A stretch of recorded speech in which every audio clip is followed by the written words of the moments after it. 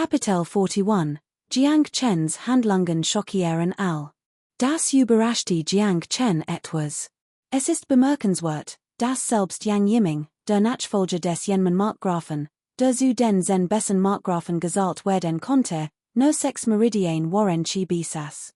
Dieser Hutsche Markgraf gehört unter den 108 Markgrafen eher zur unteren Mittelklasse. Konnte es sein, dass sein Nachfolger in diesem Wettbewerb der verborgenen Drachendichtung plötzlich berühmt werden wird? 7 Meridien waren chi sind in der Tat außergewöhnlich. Wenn es entfesselt wird, ist das chi wie ein aufgeschreckter Drache, ein Donnerhall. Doch wenn die purpurn Wolkenhand ausfährt, fällt stets etwas von der Warren Essenz, sie wirkte nicht ganz so anmutig. Hahaha, Hucho ubst du etwa die purpurn Wolkenhand, du hier Holz gehackt. Die purpurn Wolkenhand ist so elegant und erhaben, und doch wirkt dieser Hucho wie ein Bauer, der sein Feld bestellt. Es ist wirklich unerträglich, im Zusammenhang jemand spottet, und obwohl sein Tonfall prahlerisch klang, steckt ein Kornchen Wahrheit darin. Auch Jiang Chen teilte dies Einschätzung. Die Technik der purpurnen Wolkenhand passt tatsächlich nicht zu Hucho's Kampfstil. Doch auch sein Ausführung der purpurnen Wolkenhand war nicht völlig von Feinheiten, zumindest sein Grundwissen war solid und weitaus praktischer als so manche effekthaskerisch Kampfkunsttechnik. Prinzessin Go Yu, die sein ruhiges und besonnens Auftreten schatzte, verlieh die Bestnote. Anschließend betreten die Nachkommen der Vasallen Herren die Bühne, jeder mit einem noch höheren Status. Shui Qing Shu, der Nachkomme des himmlischen Wassermarkgrafen, demonstriert die Finger des östlichen Königs, fließend, atherisch und etwas bizarr, doch hat sie auf ein beachtliches Niveau gebracht. Prinzessin Go Yu nickte nach der Beobachtung leicht und verlieh im die Bewertung Höchstmeister. Yi Tai Chu, der Nachkomme des Schwanwu-Markgrafen, führte die Purpurwolkenhandflasch in leuchtenden Farben vor, die in fließendes Quecksilber erinnerten und wahrhaft fesselnd waren. Dies beeindruckte so sehr, dass viel der Jugendlichen unterhalb der Bühne, die zuvor etwas aufgeregt gewesen waren, plötzlich das Interesse verloren. Sie empfanden den Unterschied zwischen ihm und die Taisho als einfach zu groß. Prinzessin Go Yu zeigte jedoch ebenfalls Bewunderung und gab im direkt die vorläufige Bewertung Michellos. War zudem der erste Vasallenik Folger, der die Bewertung Michellos erreicht. Es ist wichtig zu wissen, dass die Perfektionierung einer Kampfkunst äußerst schwierig ist. Das Erreichen des makellosen Zustands bedeutet im Grund, kein Fehler oder Mängel zu haben. Darunter liegt die Stufe perfekt. Ein Kampfkunst zur Perfektion zu entwickeln, muss man ein unvergleichliches Genie sein. Zumindest in dieser Kampfkunst sind sein Begabung und sein Talent absolut erstklassig.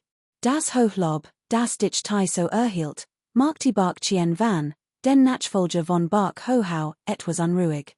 Ich wird ein Reihe von Fingern des östlichen Königs demonstrieren, Bak Chien Vans Beherrschung der Purpurwolkenhand Arnoldie der von jenen hat min.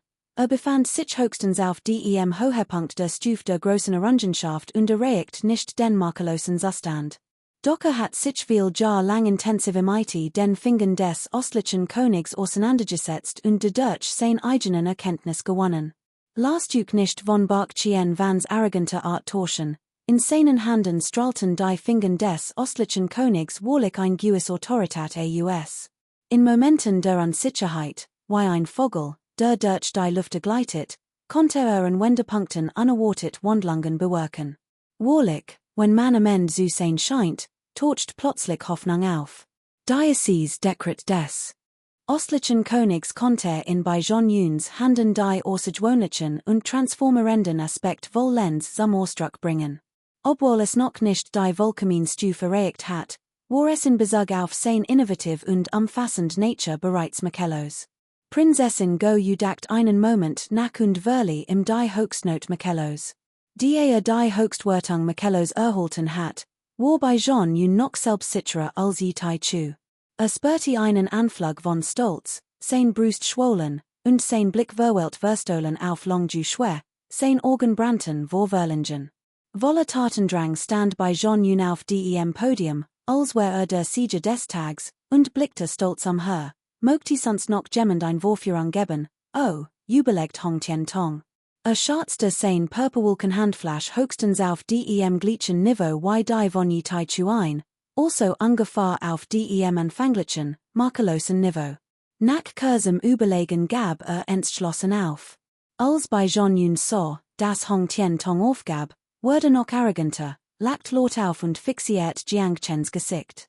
Jiang Chen, wenn ich mich recht erinnere, sagten sie gerade, ich hat großes Glück gehabt. Sie haben dies beiden Kampfkünste sicherlich auf ein extrem hohes Niveau gebracht, nicht wahr? Bei John Yun grinste selbst gefällig. Hat Jiang Chen schon lange nicht gemogt. In dieser Situation auf aggressive Weise zu demütigen, war ungemein befriedigend. Außerdem was bei John Yun Wage, das Long Ting hu es auf Jiang Han hu spirituell Ader abgesehen hat. Jiang Chen in dieser Lage zu unterdrücken, wird Miss Ju schwer also sicher gefallen, oder?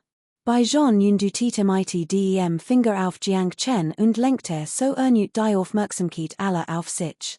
Jiang Chens Sieg über Yang Yiming war zuvor so unglaublich schnell gewesen, dass wir wollig verbluft waren und in für einen Zufall hielten. Jiang Chen kalkuliert, dass dies bei John Yuns Wit Provocation war. Spuckte einen Hühnernocken auf den Tisch und suchst hilflos. Warum gibt es nur so viel Idioten auf der Welt? Bei John Yun, du hast dir bereits einen Namen gemacht, dein Darbietung ist erstklassig. Warum schlagst du dir selbst eines Gesicht? Mir eines Gesicht schlagen, lacht bei John Yun laut auf. Jiang Chen, wenn du mir eines Gesicht schlagen willst, dann lass ich, bei John Yun, mich hier hinstellen. Jiang Chen stand langsam auf, wenn ein weiteres Wort zu sagen. Warf Prinzessin go you einen Blick zu, lächelt lassig und ging auf die Bühne. Bei John Yun, du hast den Gipfel makelloser Leistung erreicht und all anderen in den Schatten gestellt. Du musst sehr stolz sein, nicht wahr? Auf dem Höhepunkt deines Lebens suchst du dir lieber einen unglücklichen, den du zertreten kannst, das ganz noch zu verschonen, nicht wahr? Die Schaub werden dich die schönen Frauen bestimmt anders behandeln, oder?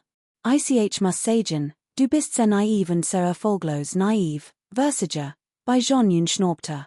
Du, ein Torgenix, ist nicht einmal die drei Grundlagenprüfungen bestanden, und du wagst es, zu behaupten, sei versat.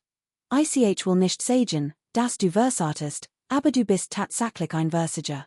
Du siehst die Skone Frau als Phönix aus den neuen Himmeln, aber sieht dich nur als ein Katz oder einen Hund. Du hast dich immer wieder vor mir aufgeführt, wenn ich nur zu verstehen, warum du das tust. Ein Mensch, der lebt, wenn ein klares Jell und sein sieht einem unmöglichen Traum verschwendet. Wie kannst du nur behaupten, du seist nicht versat? Kapitel 42, Jiang Chen's Action schockiert all two. Deinem Set aus Finger des östlichen Königs ist du die Unterstützung der gesamten Halle gewonnen und die höchste Stufe makelloser Meisterschaft erreicht. Glaubst du wirklich, den Finger des östlichen Königs sei makellos? Du bist so arrogant, zu glauben, den Finger des östlichen Königs sei makellos. Ich geb dir ein Chance. Sag mir den Wohlkraft dem Finger des östlichen Königs, und ich word dir sagen, was war makellosigkeit bedeutet. Jiang Chens wird glichen einem Frühlingsdana, der unaufhörlich tobte, und für einen Moment lag die Ora einer dunklen Wolke über der Stadt. Unbemerkt von ihnen veranderte Diocese Gesprach subtil die Situation auf dem Schlachtfeld und beruhigt die Zuschauer am Rand. Jiang Chen? Willst du mir etwa herausfordern? Willst du wirklich gegen einen Stein im einem kämpfen? Bei John Yun blieb jedoch unbeeindruckt und stiess ein Wildslach aus, ein breites Grinsen breitet sich auf seinem Gesicht aus hor auf dem Unsinn, lass endlich den Finger des östlichen Königs los, auf den du so stolz bist. Mal sehen, was dieser sogenannte Nachfolger der wir großen Feudalherren wirklich drauf hat, der ein gilt in den Augen der Öffentlichkeit als unfähiger Torgenix, ein Anfänger der Drei-Meridian-Warranty-Technik. Der andere ist ein anerkannter Nachfolger der wir großen Feudalherren, ein Fortgeschrittener der Acht-Meridian-Warranty-Technik. Ursprünglich waren die beiden nicht auf demselben Niveau. Selbst unter normalen Umständen wird ein Expert der Acht-Meridian-Warranty-Technik sich nicht einmal die Mühe machen, einen Kampfkünstler der Drei-Meridian-Warranty-Technik zu quälen. Der Unterschied ist einfach so groß. Und doch ist derjenige, der jetzt die Herausforderung ausspricht, tatsächlich ein Anfänger der Drei-Meridian-Warranty-Technik. Wo Jiang Chen von dem Schlag benommen? Sich mit einem so hochrangigen Experten für Wareschi anzulegen, ist doch, als wär dieser Jiang Chen sein Leben Bettel. Selbst Jiang Han hu Jiang Fong, der Jiang Chen immer ignoriert hat, rief US, Chenner, du. Jiang Chen's Senkter sich leicht, und sein Ausstrahlung wirkte so überzeugend, dass Jiang Fong die Wort, die Gerado sprechen wollte, unterdrückte. Prinzessin Go Yu's zarte Körpersitete plötzlich leicht. In diesem Augenblick sah sie in Jiang Chen eine Ausstrahlung, die einen fast blind gehorchen ließ. Konnte es sein, dass dieser Young Man tatsächlich göttlich Gunst erhalten hat, dacht Prinzessin Go Yu. Sie konnte nicht anders, als das zu denken. Bei Jean Brachen gelagter aus, Gott, Jiang Chen, ich hab dich immer gehasst. Aber ich muss zugeben, du bist ein Mann im Mut. Nach diesen Worten bewegte leicht sein Fass. Acht Meridian waren chi halten seinen Körper, zirkulierten rasch, und die Todesenergie in seinem Körper verdampfte wie ein göttlicher Fluss. Todesenergie aus dem Osten rief wie von einem Experten des Acht Meridian chi zu erwarten, einem Genie. Jiang Chen verharrt regungslos wie ein Berg, sein Augen leicht zu zusammengekniffen, wie die eins alten Munches in Meditation. Schlusse mit dem Spiel, jetzt ist es Zeit zu sterben, brüllt bei Jean Laser und hob die Bein. Todesenergie formte sich zu zwei Energieströmen, die Todesenergie auf seinem Rücken bildet zwei Flügel, und schoss plötzlich in die Luft.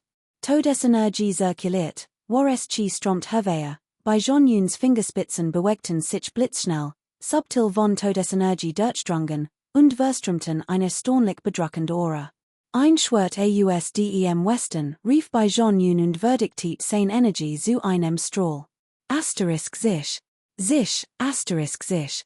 Die immens Wucht des Fingerschlags schien die Gesetz der Leerwolligosserkraft zu setzen und formte bizarre Energiestrom, die auf Jiang Chen zuschossen. Fliegende Fewer Meat. Ein Violett Aura Haltin, und. Bei Jean Fingerschlag war blitzschnell und kraftvoll.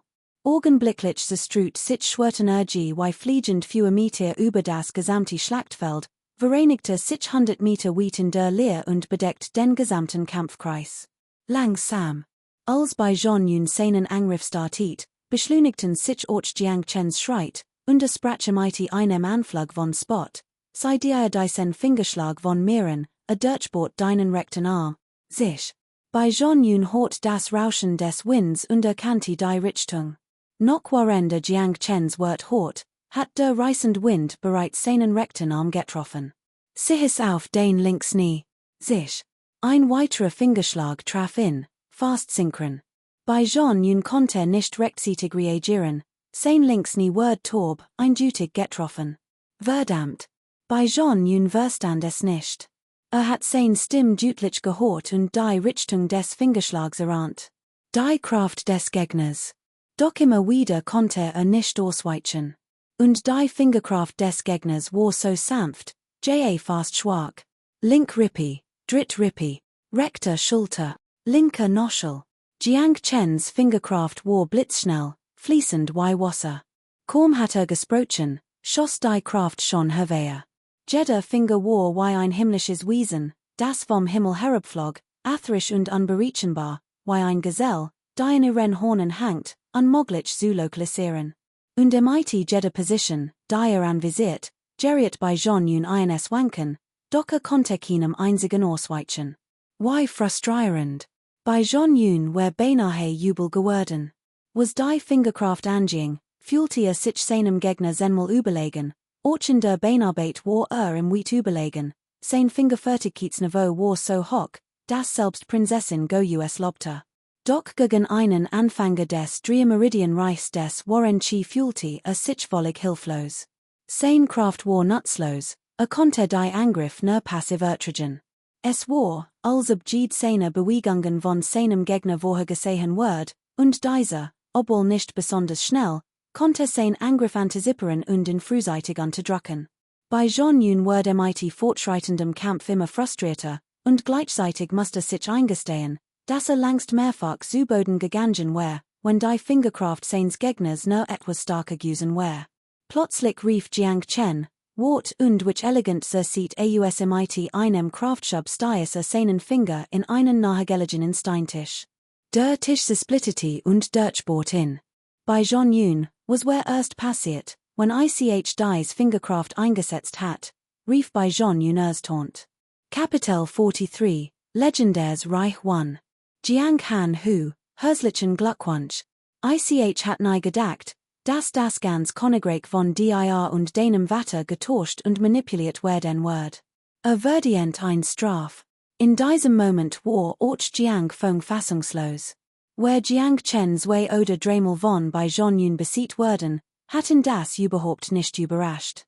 Hat Jiang Chen sich sofort ergeben, where ebenfalls nicht überrascht gewesen.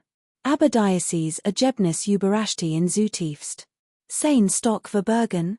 Den Tiger fressen, das Schwein zu fressen? Jiang Feng war gleichermaßen amüsiert und verraget. When so war, waren die Aktionen dieses Jungen einfach zu gut, selbst als sein Vater, war auf ihn hereinfallen. Ein solche Situation hat Jiang Feng sich nicht einmal erträumt. Denn, wie man so schon sagt, manche Familien freuen sich an der Trauen. Die Vasallen, die Jiang Han Hu nicht mochten oder sich im gar widersetzten und in ursprünglich bloßstellen wollten, wirkten nun äußerst ernst. Sie erkannten, dass sie von Jiang Vater und Sohn getauscht worden waren. Selbst Long Jiao Feng, der Marquis von Long Teng, blickte Jiang Chen nun mit ernsterem Gesichtsausdrucken.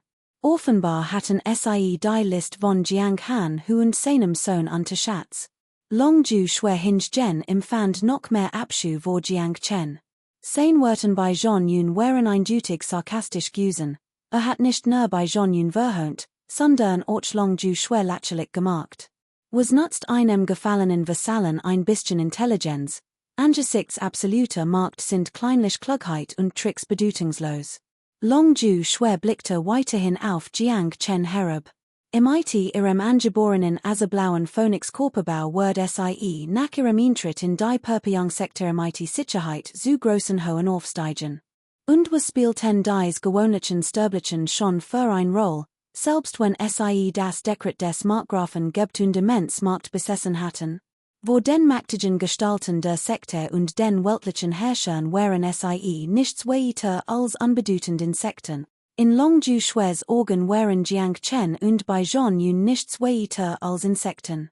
Doch selbst als solche hat sie sich gewünscht, sie im sich herumwuseln zu sehen, sich in ihnen zu erfreuen und das Gefühl zu genießen, von Bewundern umgeben zu sein.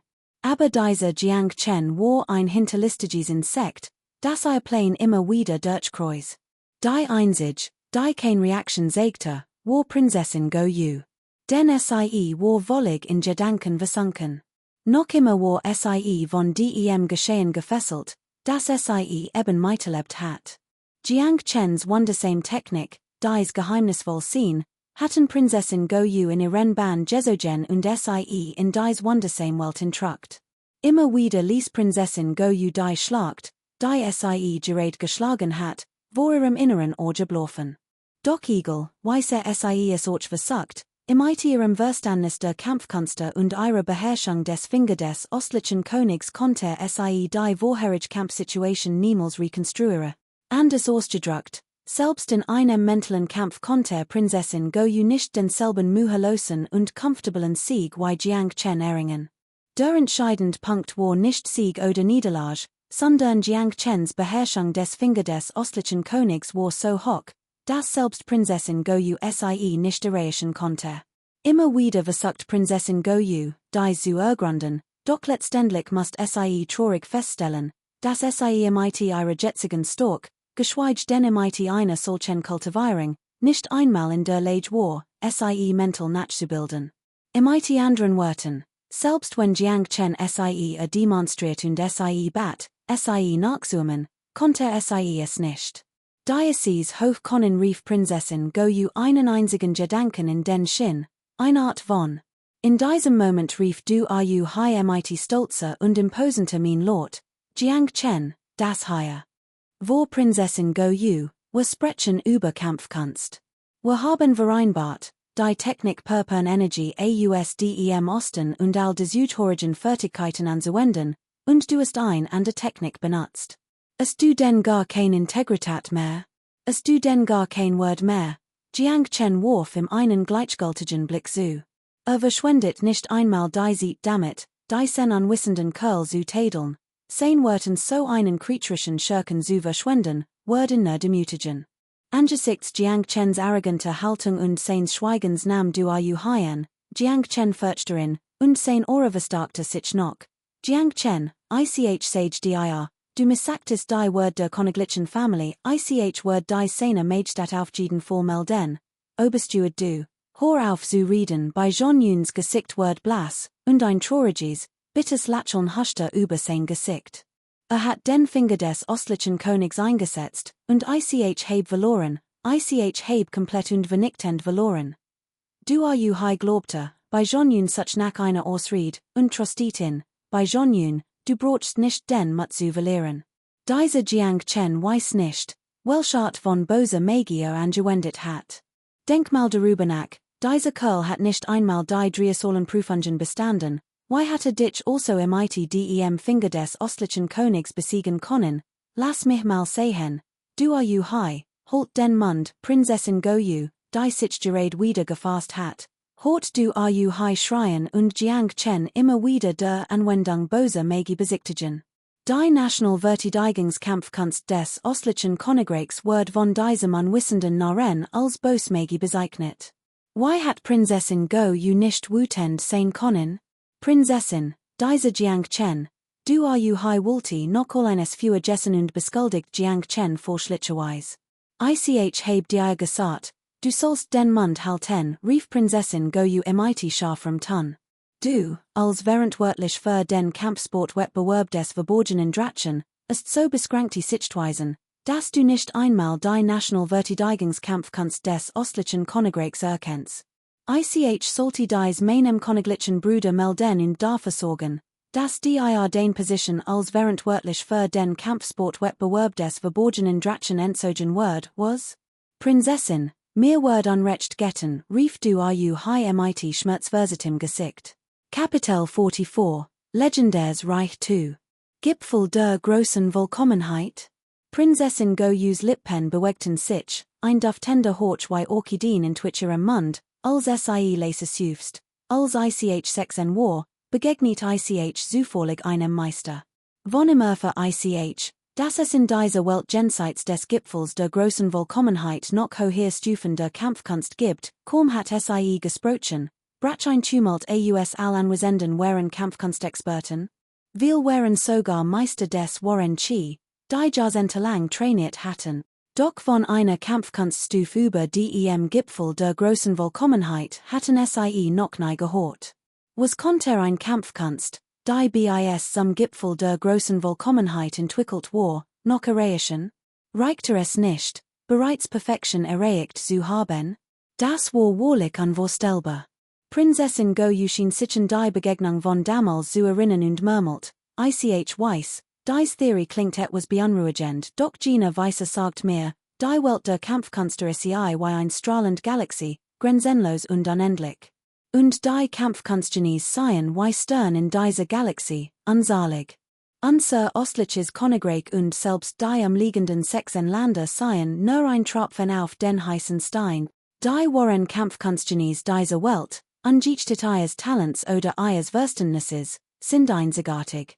Dies Genies können die Kampfkünste mühelos bis zur höchsten Perfektion entwickeln. Das Verstärkendste ist, dass sie auf der Grundlage vollkommener Meisterschaft unzählige Variationen erschaffen, weil sowohl unbekannte Geheimnisse enthüllen und die Qualität, das Niveau und die Bedeutung der Kampfkünste erweitern können. Prinzessin Ton voll war voller Ehrfurcht, ihr Augen voller Sehnsucht. Auch deshalb beschränkte sich Prinzessin Vision nicht auf ein einziges Land, sie strebte nach der ganzen Welt der Kampfkünste.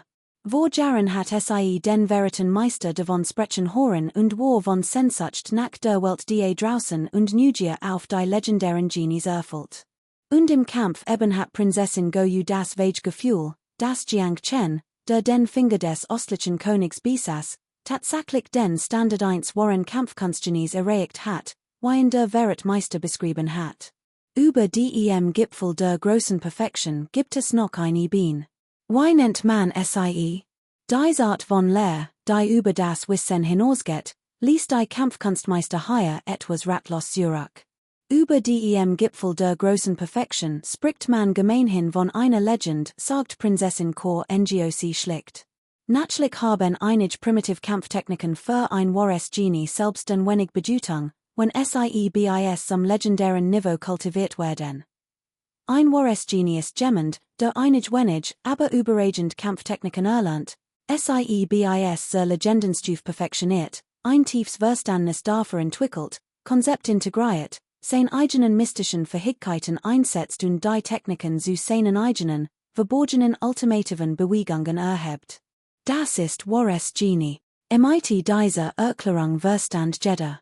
So sieht also die legendäre Stufe aus Tant, heißt das Bruder Jiang Chens östlicher Königsfinger bereits die legendäre Stufe erreicht hat, fragte Dongfang Jiruo gespannt. Ich kultiviere den östlichen Königsfinger seit 3 Jahren und heb die erste Stufe der Perfektion erreicht.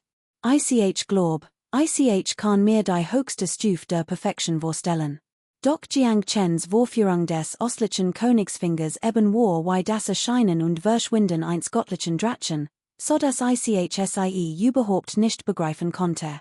Selbst nach mehrmaligem Grübeln konnte ich es nicht herausfinden. Denk mal kurz darüber nach, selbst ich konnte das nicht nachmachen. Was für ein Stuf hat dieser Finger des östlichen Königs, sagt Prinzessin Yuan fixiert. Jiang Chen mit einem vielsagenden Blick. Jiang Chen lacht verschmitzt. Legende? Gibt es so etwas überhaupt? Ich haben jener besieht, weil bei John Yun so dumm war. Hat mir den Finger des östlichen Königs einfach vorgeführt, und ich habe sein tiefgründigen Geheimnis entdeckt. So einen Unsinn gibt es doch nicht, bei John Yun Brach in Schweiß aus trotz seiner Arroganz konnte Jiang Chen nicht hassen. Abgesehen von Jiang Chens anfänglicher Zurückhaltung hat in allein die zuvor erhalten Anleitung zur Vernunft gebracht. Nach reiflicher Überlegung erkannte dass es tatsächlich stimmte. Hat lang zu schwer in jeder Hinsicht geschmeichelt. Aber wann hat dies Frau Gemmels wirklich Gefühl für bei John Yun entwickelt? Ein Wettstreit zwischen den Nachfolgen der Feudalherren indeed so. Angesichts des Status von Prinzessin Goyu wird niemand sie verdächtigen, Jiang Chen absichtlich gewinnen gelassen zu haben.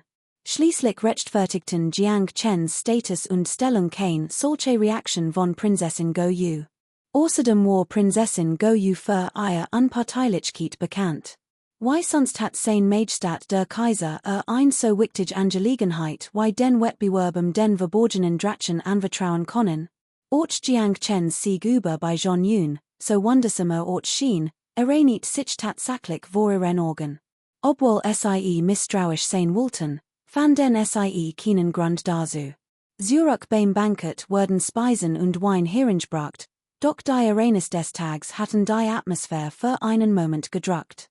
Jeder spürte ein Gefühl der Unruhe. Besonders Jean Vasallen, die Verbindungen zum Marquis von Jianghan pflegten, waren besorgt. War Jiang Chens Sieg über bei John Yun Rainers Glück?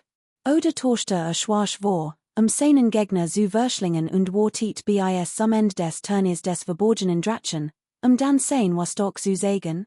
Wenn ein Kultivierender des Warren Chi auf 3 Meridian Niveau einen Kultivierenden des Warren Chi auf 8 Meridian Niveau allein durch die Beobachtung der Kampfkünste des Gegners besiegen konnte, wird das aus der Sicht eines Großmeisters der Kampfkünste niemand glauben.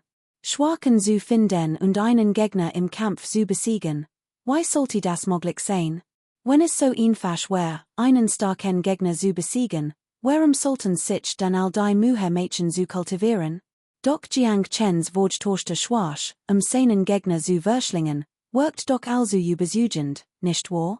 Vor allem aber Arnold dieser Unsinn bei der großen Zeremonie des himmlischen Opfers überhaupt nicht dem Vortorschen von Schwarz, seinen Gegner zu verschlinge.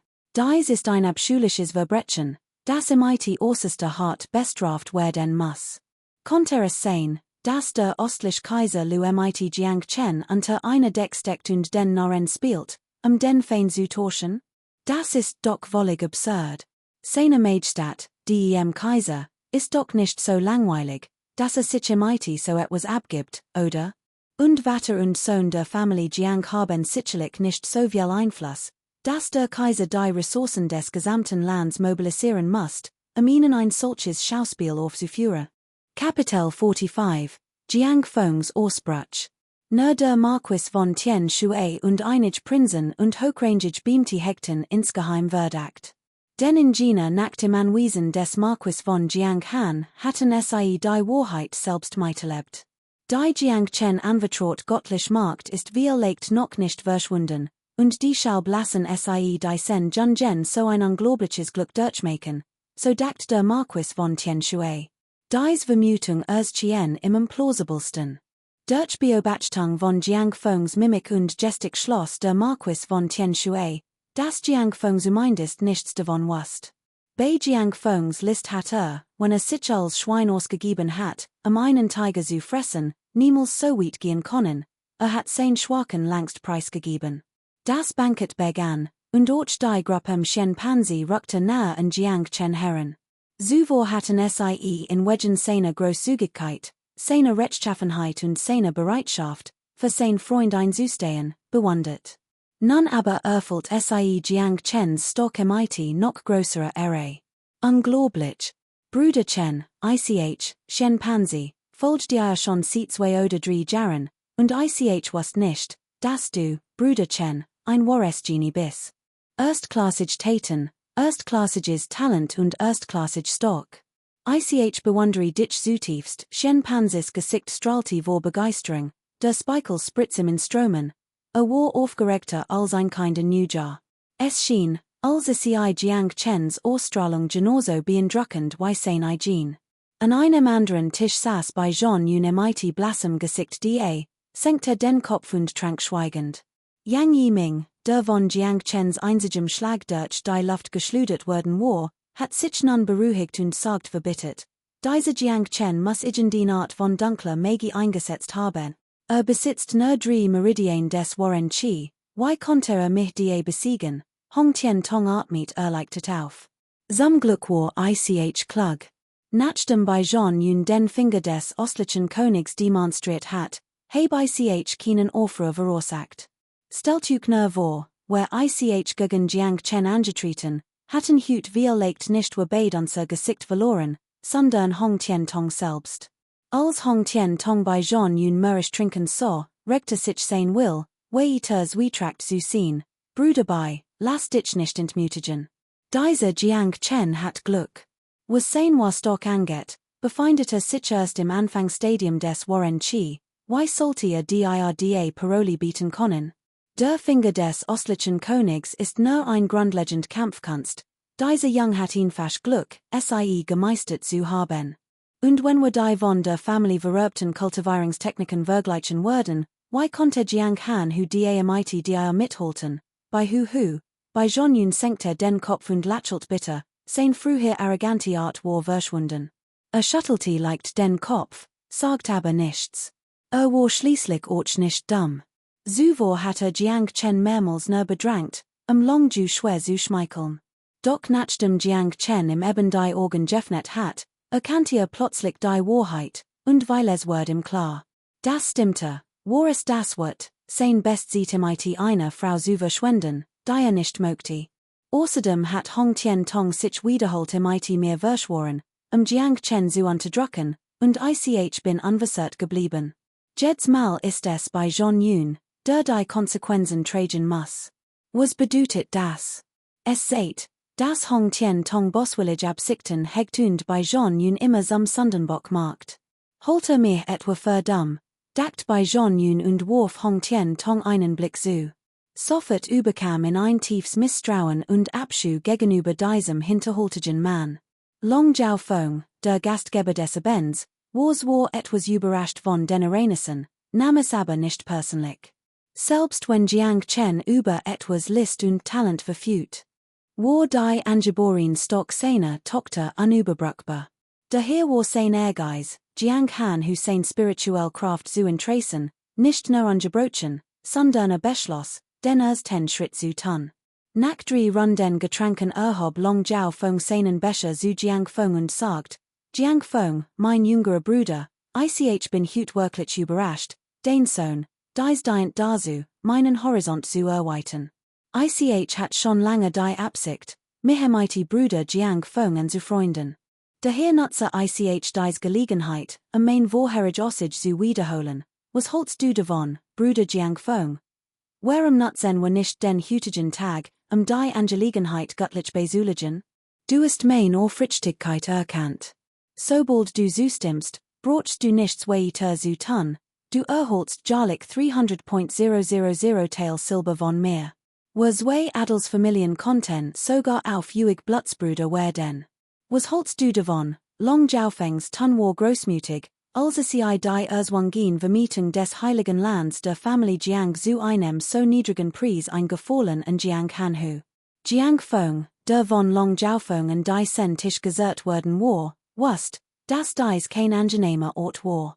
Als Long Jiaofeng sein wahres Gesicht zeigte und direkt zur Sache kam, konnte nur widerwillig sagen, Lord Long, mein Gebiet Jianghan liegt in der Südgrenze, tief in den Bergen und Talen, jeglich Einnahmequell. Die Ausgaben des gesamten Anwesens des Markgrafen hängen größtenteils von den Einnahmen Diocese halbspirituellen Stucklands ab. Lord Longs Vorschlag kam einem in Zug der Einnahmequell für mein Gebiet Jianghan gleich. Ich kann im Nirschwa zustimmen. Angesichts Jiang Fengs Temperament fiel es ihm ohnehin schwer, so viel zu sagen. Anderswo hat wohl mighty der Faust auf den Tisch geschlagen und wutend hinausgestürmt. Bruder Jiang, du machst mir das Leben schwer, sagt Long Tungho streng. Haha, Lord Jiang, braucht gar nichts zu tun, konnt jährlich 300.000 Teil erhalten. Das ist praktisch ein geschafft Kapitel-Einsatz. Warum sollte Lord Jiang geblennen, ein anderer Marquis versucht ihn zu überreden. Genor an Jura Stellword ich nicht malamighty der Wimpersacken. Lord Jiang, Lord Long, als erster Vassal ist es ein großes Glück, Blutsbrüder zu werden, das viel benierden werden. Warum schätzt es nicht, Lord Jiang, stimmt's? Seht her, Lord Long ist der erste Vassal, und Miss Ju schwer ist eines Visier einer Geheimgesellschaft geraten. Lord Longs Family ist zu unermesslichem Reichtum bestimmt. Wenn gegen Lord Longs Willen handelt und seinen Ruf schadigt, würde weg de Dirch nicht immer schwieriger. Dies Lüt, jeder einzeln von ihnen, sind von Lord Long ting abhängig. Was wie ein Ratschlag klang, war in Wirklichkeit Einschüchterung, Nötigung und Beihilfe zum Tyrannen. Weil es konnte Long ting hu nicht Fenor sprechen, das es in bei seinen rutschlosen Taten unterstützt hat. Man muss sagen, dass ein anderer Vassal Jiang Fengs starken Charakter einer solchen Situation wohl nicht gewachsen gewesen war. Doch Jiang Feng schüttelte entschlossen den Kopf, sag nichts mehr. Kapitel 46, der Herrscher der Adligen 1.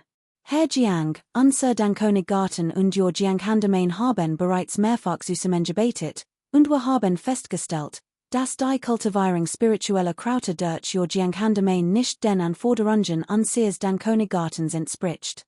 Daher werden wir nach einstimmigem Beschluss kein spirituellen Krauter mehr von der Jianghandomain annehmen. Die bisherige Zusammenarbeit der beiden Familien ist hiermit beendet. Als Jiang Feng dies hort, veranderte sich sein Gesichtsausdruck.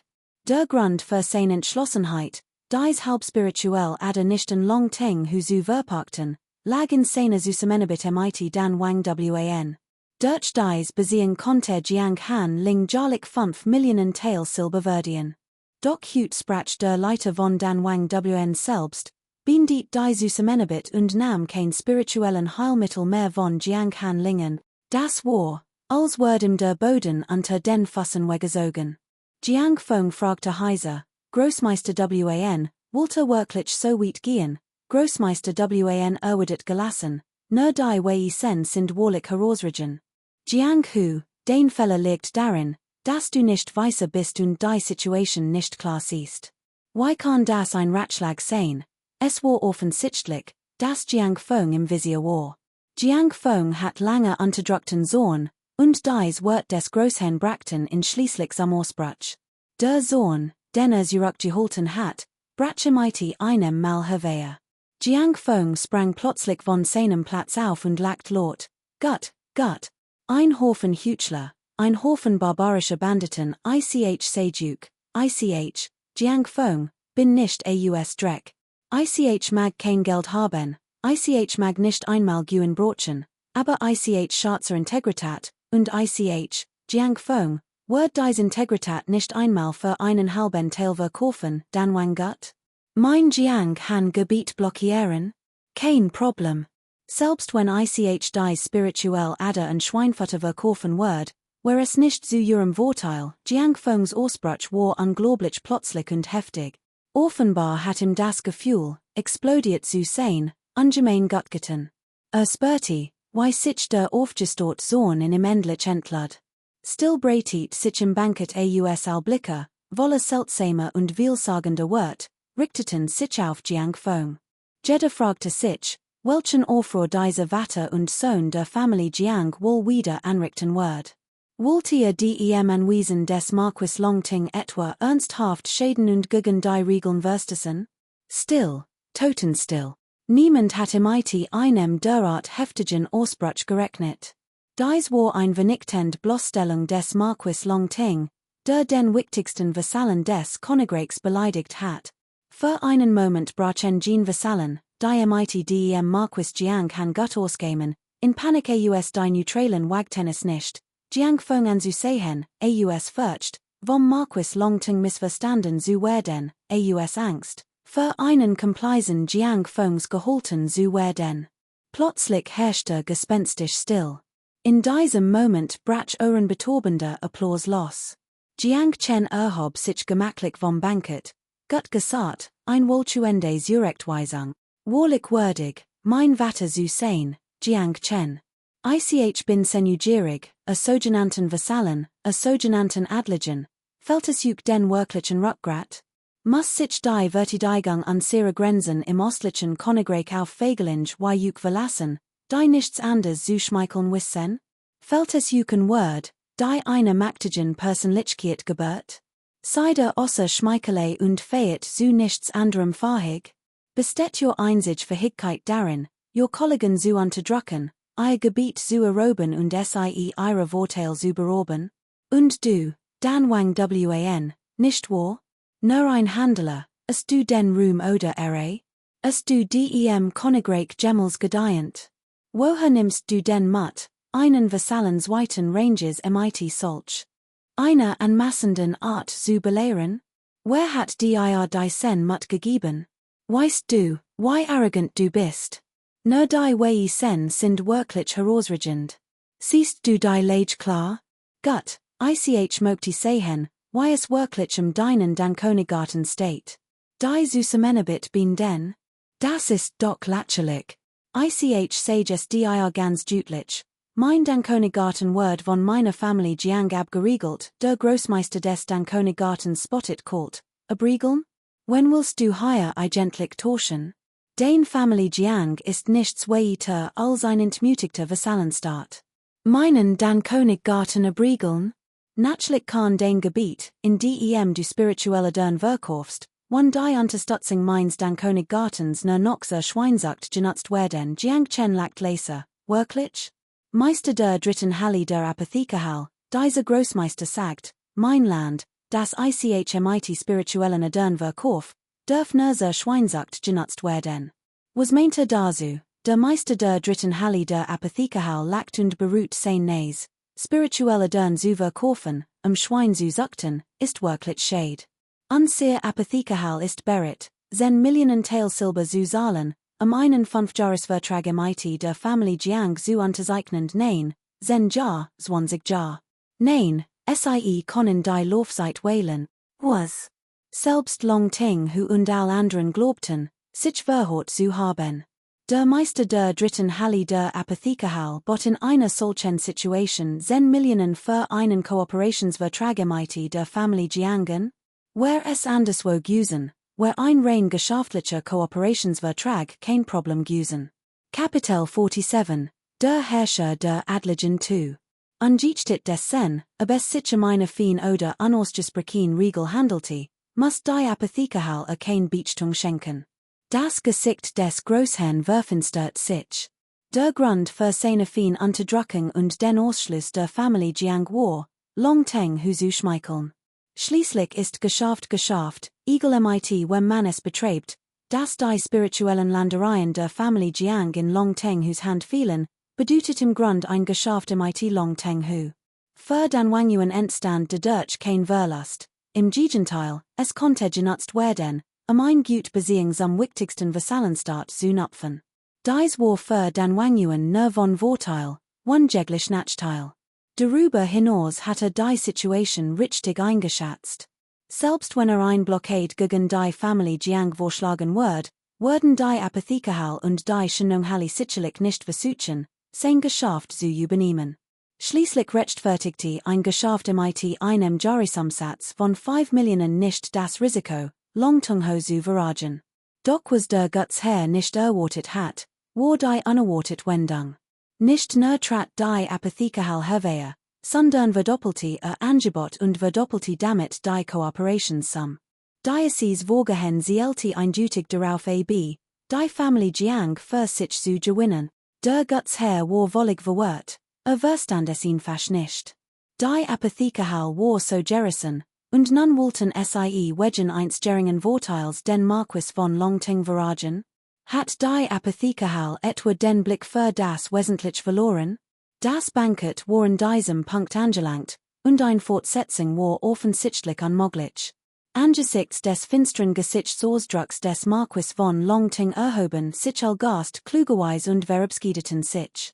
Das heutige Bankett sollte ursprünglich der Prahlerei dienen, doch aufgrund des Tumults zwischen Vater und Sohn der Familie Jiang schritt der Apothekerpalast ein und verwandelt es in eine Demütigung des Marquis von Longteng durch die Familie Jiang. Ein wahrhaft bizarre Situation.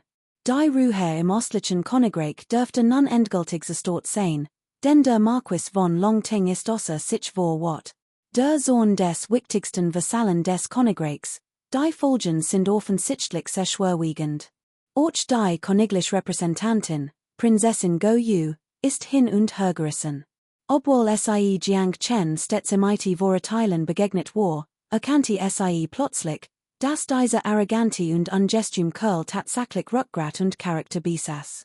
Jiang Chens scharf Zurechtweisungen, sein Gelassin Art angesichts der vielen einflussreichen Persönlichkeiten und die Tatsache, dass die Apothekerhal in Vertidikte, all das ließ Prinzessin Go Yu innerlich zugeben. Sie hat diesen jungen Mann, Jiang Chen, zuvor falsch eingeschätzt. Nach dem Ende des Banketts stand der Großmeister des Herrenhauses von den Eingang, blickte Jiang Feng verachtlich an und sagt, Jiang Feng, du und dein Vater seid erledigt.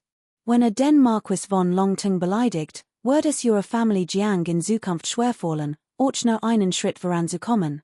Großmeister Wang, ich bin neugierig, ein Geschäftsmann, seid so eifrig, anderen den Weg zu ebnen. Fühlt quai Hand? Macht das wirklich so viel Spaß?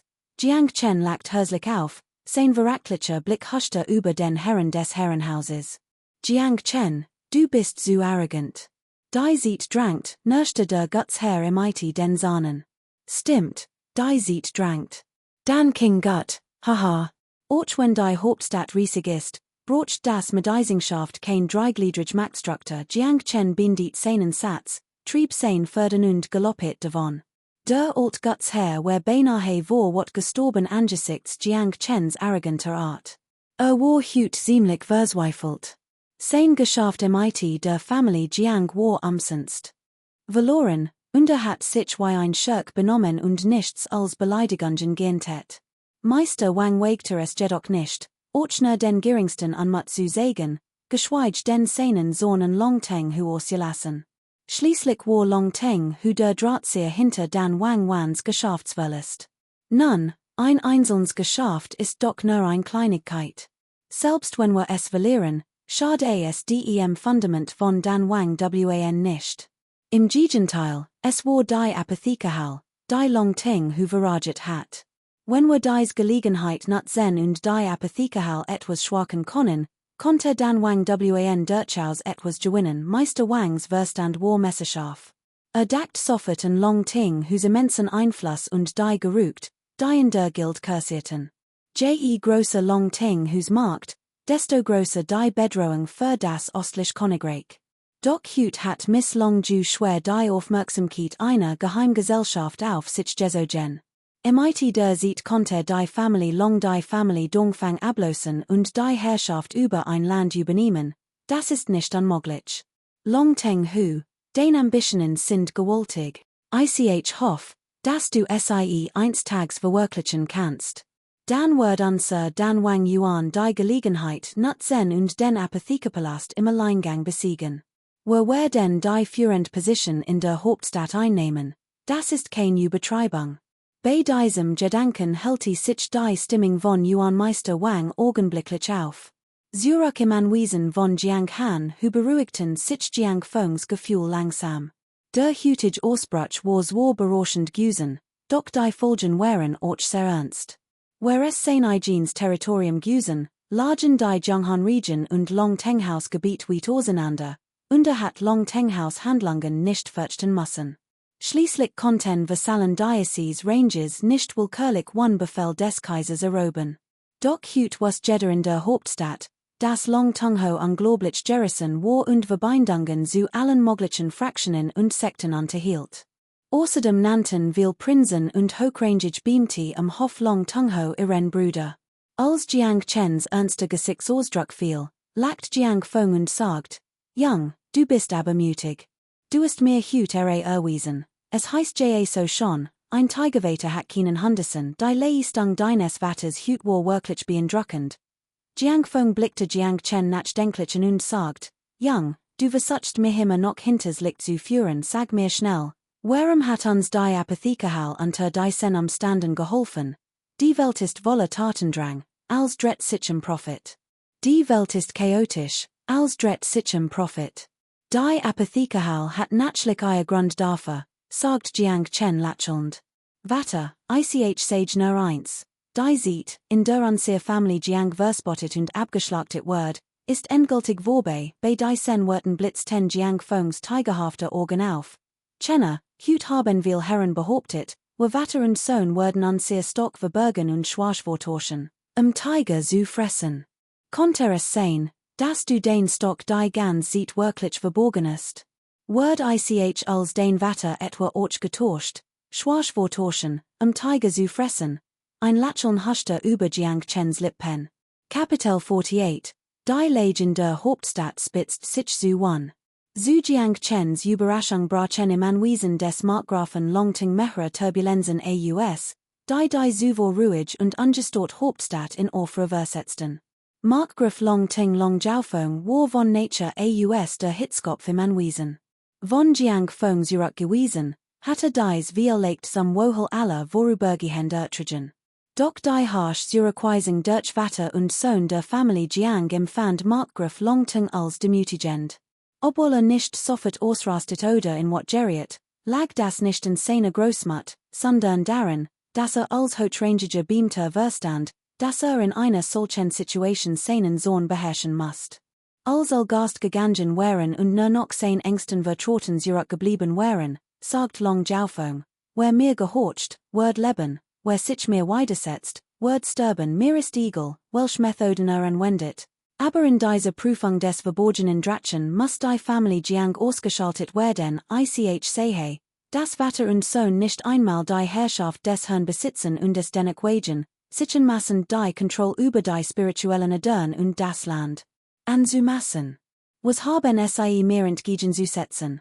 Untersucht außerdem grundlich, was genau in der Apothekehal geschehen ist, Longting war sehr unzufrieden. Die Apothekehal hat sich in dieser Situation auf die Seat der Familie Jiang gestellt. Das hat niemand erwartet. Sein verbliebenen Vertrauten nickten zustimmend. Diese Vater und Sohn der Familie Jiang kennen ihren Platz nicht. Wenn were sie diesmal nicht unterdrücken, word long whose Ansehen sicherlich Schäden nehmen, da muss etwas seltsames zwischen der Apothekerhal und Jiang Chen vor sich gehen long du schwer erzählt, was an jenem Tag in der Apothekerhal geschehen war. Der Meister der dritten Halle hat all hochrangigen Vasallenschüler abgewiesen und Jiang Chen das Drachenockenjang Heilkraut verkauft und in sogar wie einen Ehrengast behandelt. Long du schwer fühlte sich etwas merkwürdig, als sie sich daran erinnert. Long Jiao Fong hort dies und lächelt spottisch, schwer, so ein wichtige Angelegenheit, warum es du sie damals nicht erwähnt, och long du schwer bedauert es, damals hielt schwer in nur für einen Lebemann, nicht würdig deiner Aufmerksamkeit, Vater.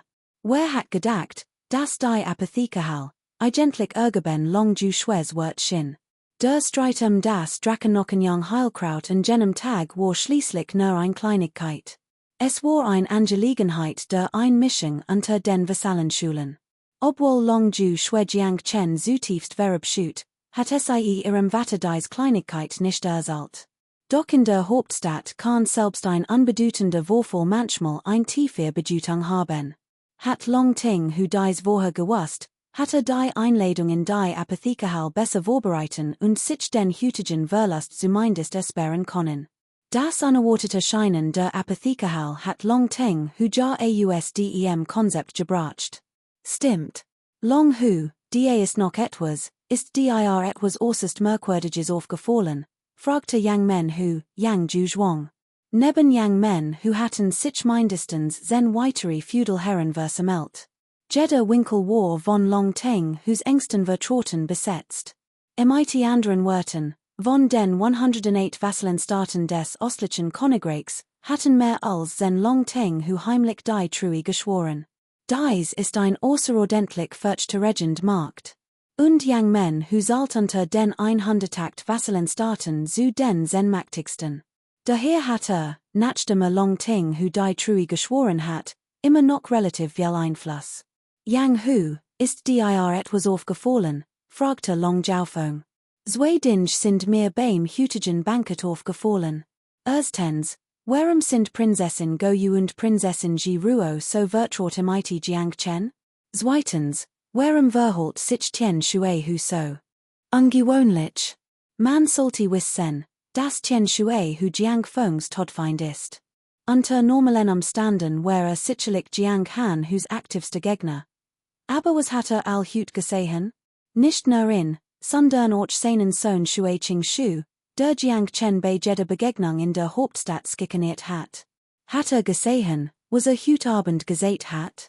Dies Gespräch sollte allen Anwesenden in Erinnerung rufen. Das Verhalten des Marquis vom himmlischen Wasser und seines Sohns war in der Tat höchst ungewöhnlich. Sie behaupten, der Marquis vom Drachenaufstieg habe Jiang Feng unterdrückt, heiß, Land und spirituell Kräfte zu verrichten. Der Marquis vom Drachenaufstieg selbst hat zuvor keinen Groll gegen Jiang Feng gehielt. Doch der Marquis vom himmlischen Wasser war ein Todfeind des Jiang Han Marquis Jiang Feng. Die beiden Gebiet grenzten aneinander, und der Kampf um Territorium, Ressourcen, Ruhm und Verdienste war erbittert, beinahe bis zum Tod. Doch heute Abend zeigte der Marquis von Tian Shui keinerlei Anzeichen von Zorn und nutzte dies Gelegenheit nicht, Jiang Feng zu unterdrücken. Da muss etwas nicht stimmen. Ich erinnere mich, nachdem Jiang Chen bei der großen Himmelzeremonie ausgepeitscht worden war, ging dieser Marquis von Tian Shui mit dem Kaiser zusammenwiesen des Marquis von Jiang Han, Opfer darzubringen. Warum starb Jiang Chen und kehrte dann eines Lebens zurück? Was genau geschah in jener Nacht? Dies Angelegenheit ist bis heute ungelöst. Die alten Herren, die damals kämen, schwiegen all. Nach und nach kämen den ungewöhnlich Details ans Licht, Long Jiao Feng versanken tiefs Nachdenken, oder fand es seltsam. Die Untergebenen des Kaisers, Dongfang Lu, waren allesamt fähig und geschickt, es gab keinen Grund, warum sie einen Lebemann nicht mit einer Auspeitschung töten konnten. Doch Jiang Chen starb nicht. Außerdem, wenn man nach oben blickte, hat sich das Verhältnis zwischen der Familie Jiang und dem Kaiserhaus durch diesen Vorfall keineswegs verschlechtert, sondern sogar vertieft. Den Informationen sind sehr nützlich. Heißt das also, Das ich Jiang Fong unterschätzt habe? Dieser Mann muss sich wollen den ostlichen Fürsten Dongfang Lu angehangt haben? Long Teng Huante sich mit respektloser Stimmen den Fürsten Dongfang Lu. Wenn sie sieht haben, arrangeren sie bitter ein Treffen mit Tien Shui Hu. Es scheint, als mussten wir in dieser Angelegenheit noch einen Weg finden, diesen Mann zu überlisten, befahl Long Jiao Fong.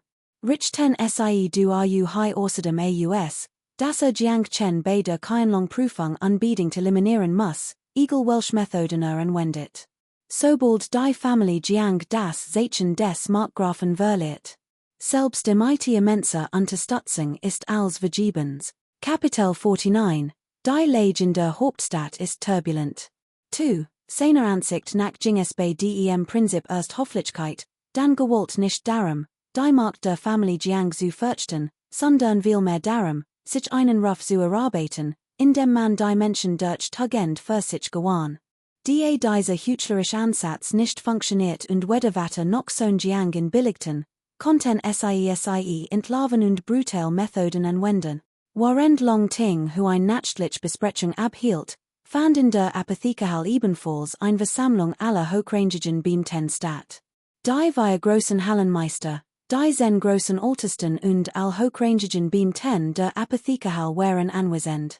Der Dritthallenmeister Qiao Baisha berichtet detailliert über alles, was in Long Teng Hus Villa geschehen war. In der Apothekerhalle besaß der Großhallenmeister Song Tianqing absolut Macht, und es war keine Übertreibung zu sagen, dass die Stütze der gesamten Apothekerhalle war. Nachdem der Meister der dritten Halle seinen Bericht beendet hat, richteten sich alle Blicke auf den Meister der großen Halle, Song Tianqing. Offensichtlich wagte niemand, sich unbedacht zu äußern, bevor man die Gedanken des Meisters kannte. Song Tianqing lacht herzlich und sagt, ich wird mein Meinung vorerst nicht äußern. Hat jemand ein Meinung? Last sie uns hören, selbst Älteste schon sagt, dass die Pil der göttlichen Schönheitsschöpfung zu 90% wirksam ist, also ist sie sicherlich vertrauenswürdig.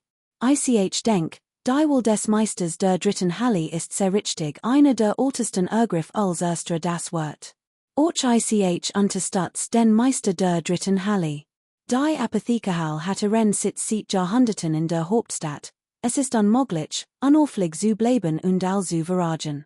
Zum Wohl der Apothekerhalle ist es unvermeidlich, einig Leute zu verragen, das stimmt, die Pil der göttlichen Schönheitsschöpfung hat ein so glänzende Zukunft und einen so riesigen Markt.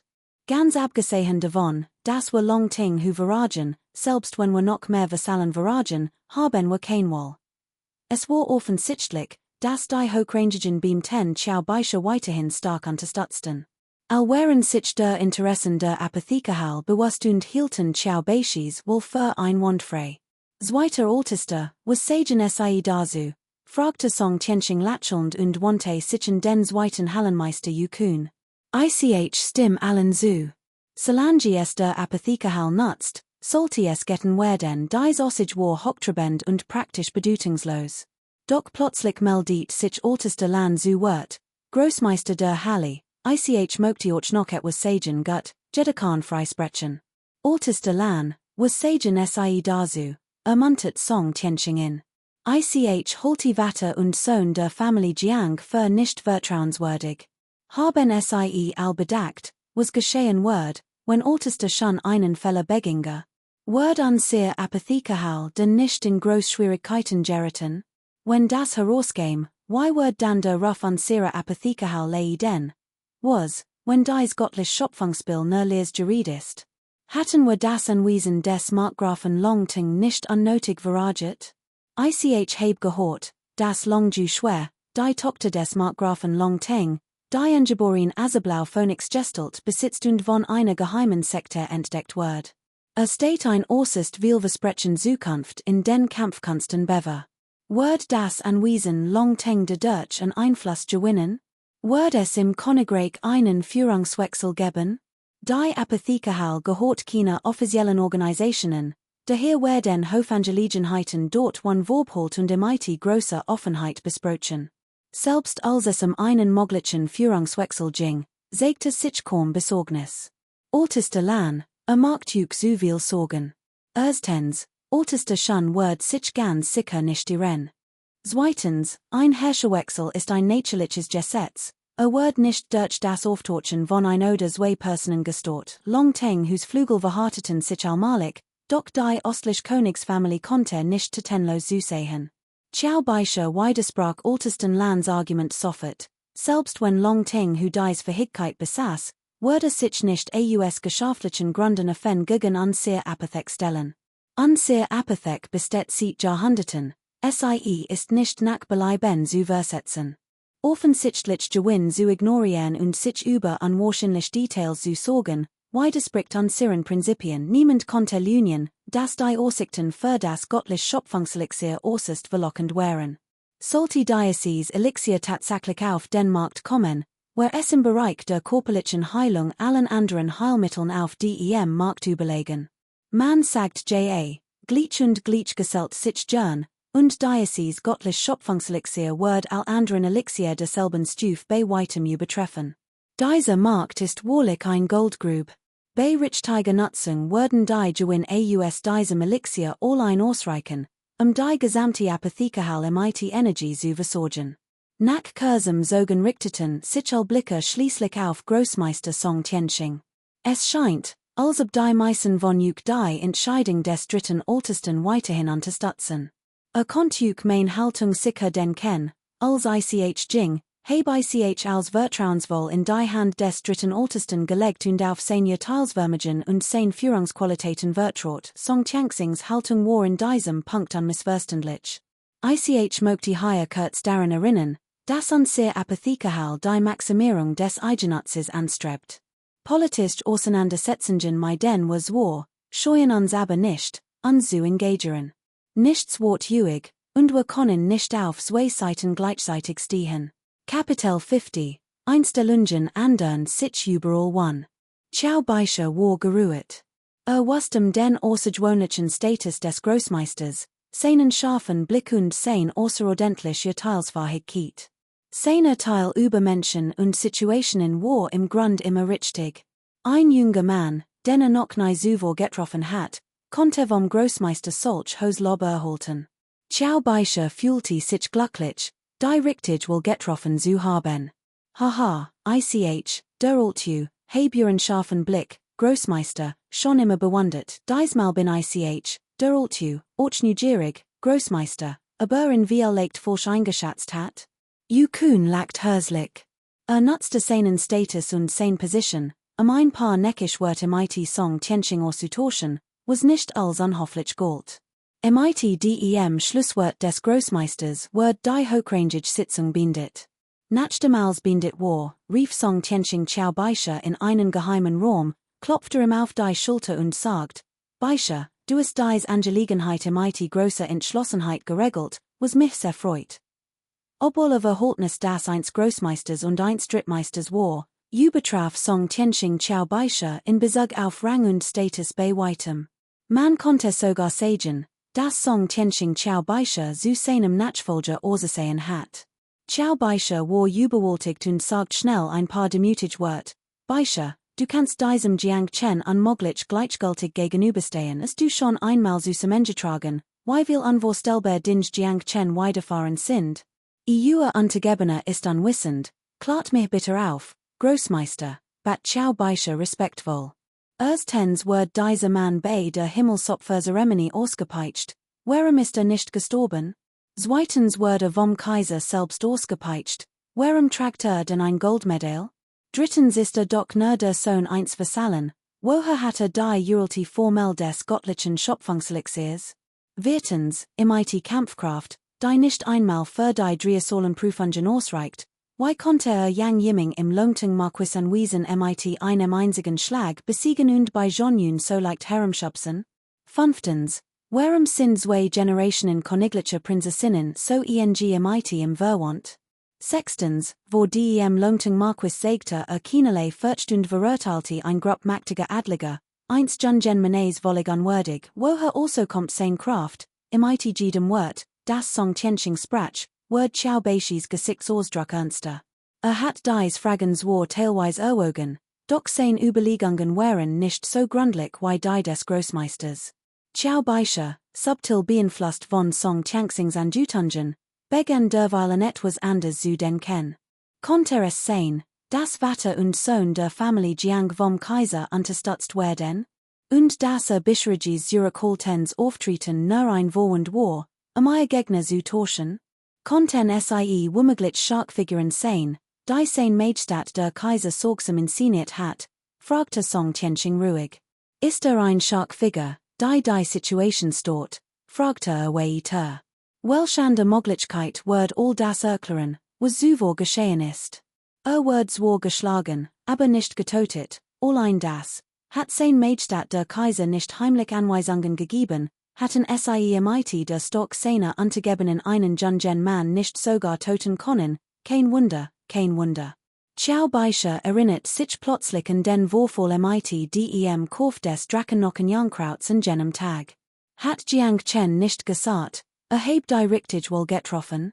Hat Jiang Chen im damals nicht erzählt, dass das Drachennocken-Jagdkraut für die königliche Familie bestimmt war? Hüt, beim Banket des Marquis Long Teng, spürte Ciao Baisha deutlich die Vertraut spirituelle Energie des Drachennocken-Jagdkrauts von Prinzessin Ji Ruo. Es war also tatsächlich von der königlichen Familie erworben worden. Jiang Chen hat nicht damit geprahlt. MIT die Sen Gedanken stimmte Ciao Baisha dem Teil des Großmeisters der Halle vollkommen zu. Kein Wunder, dass Song Tianxing so geteilt hat, tatsächlich were all dies aus jeder Perspektive unerklärlich gewesen, wenn Vater und Sohn der Familie Jiang nicht frühzeitig ein Vereinbarung MIT der königlichen Familie getroffen hatten. Und why hat Prinzessin Go angesichts ihres Status so erfreut sein können, die Kampfkünste einst Jungen Manet zu loben? Das ist ganz klar ein Versuch, Jiang Chens Leistung zu nutzen, Longju Shues angeboren Phoenix Gestalt zu neutralisieren. Baisha, wenn Vater und Sohn der Familie Jiang von Anfang an Scharkfiguren des Königshauses waren, was bedeutet das?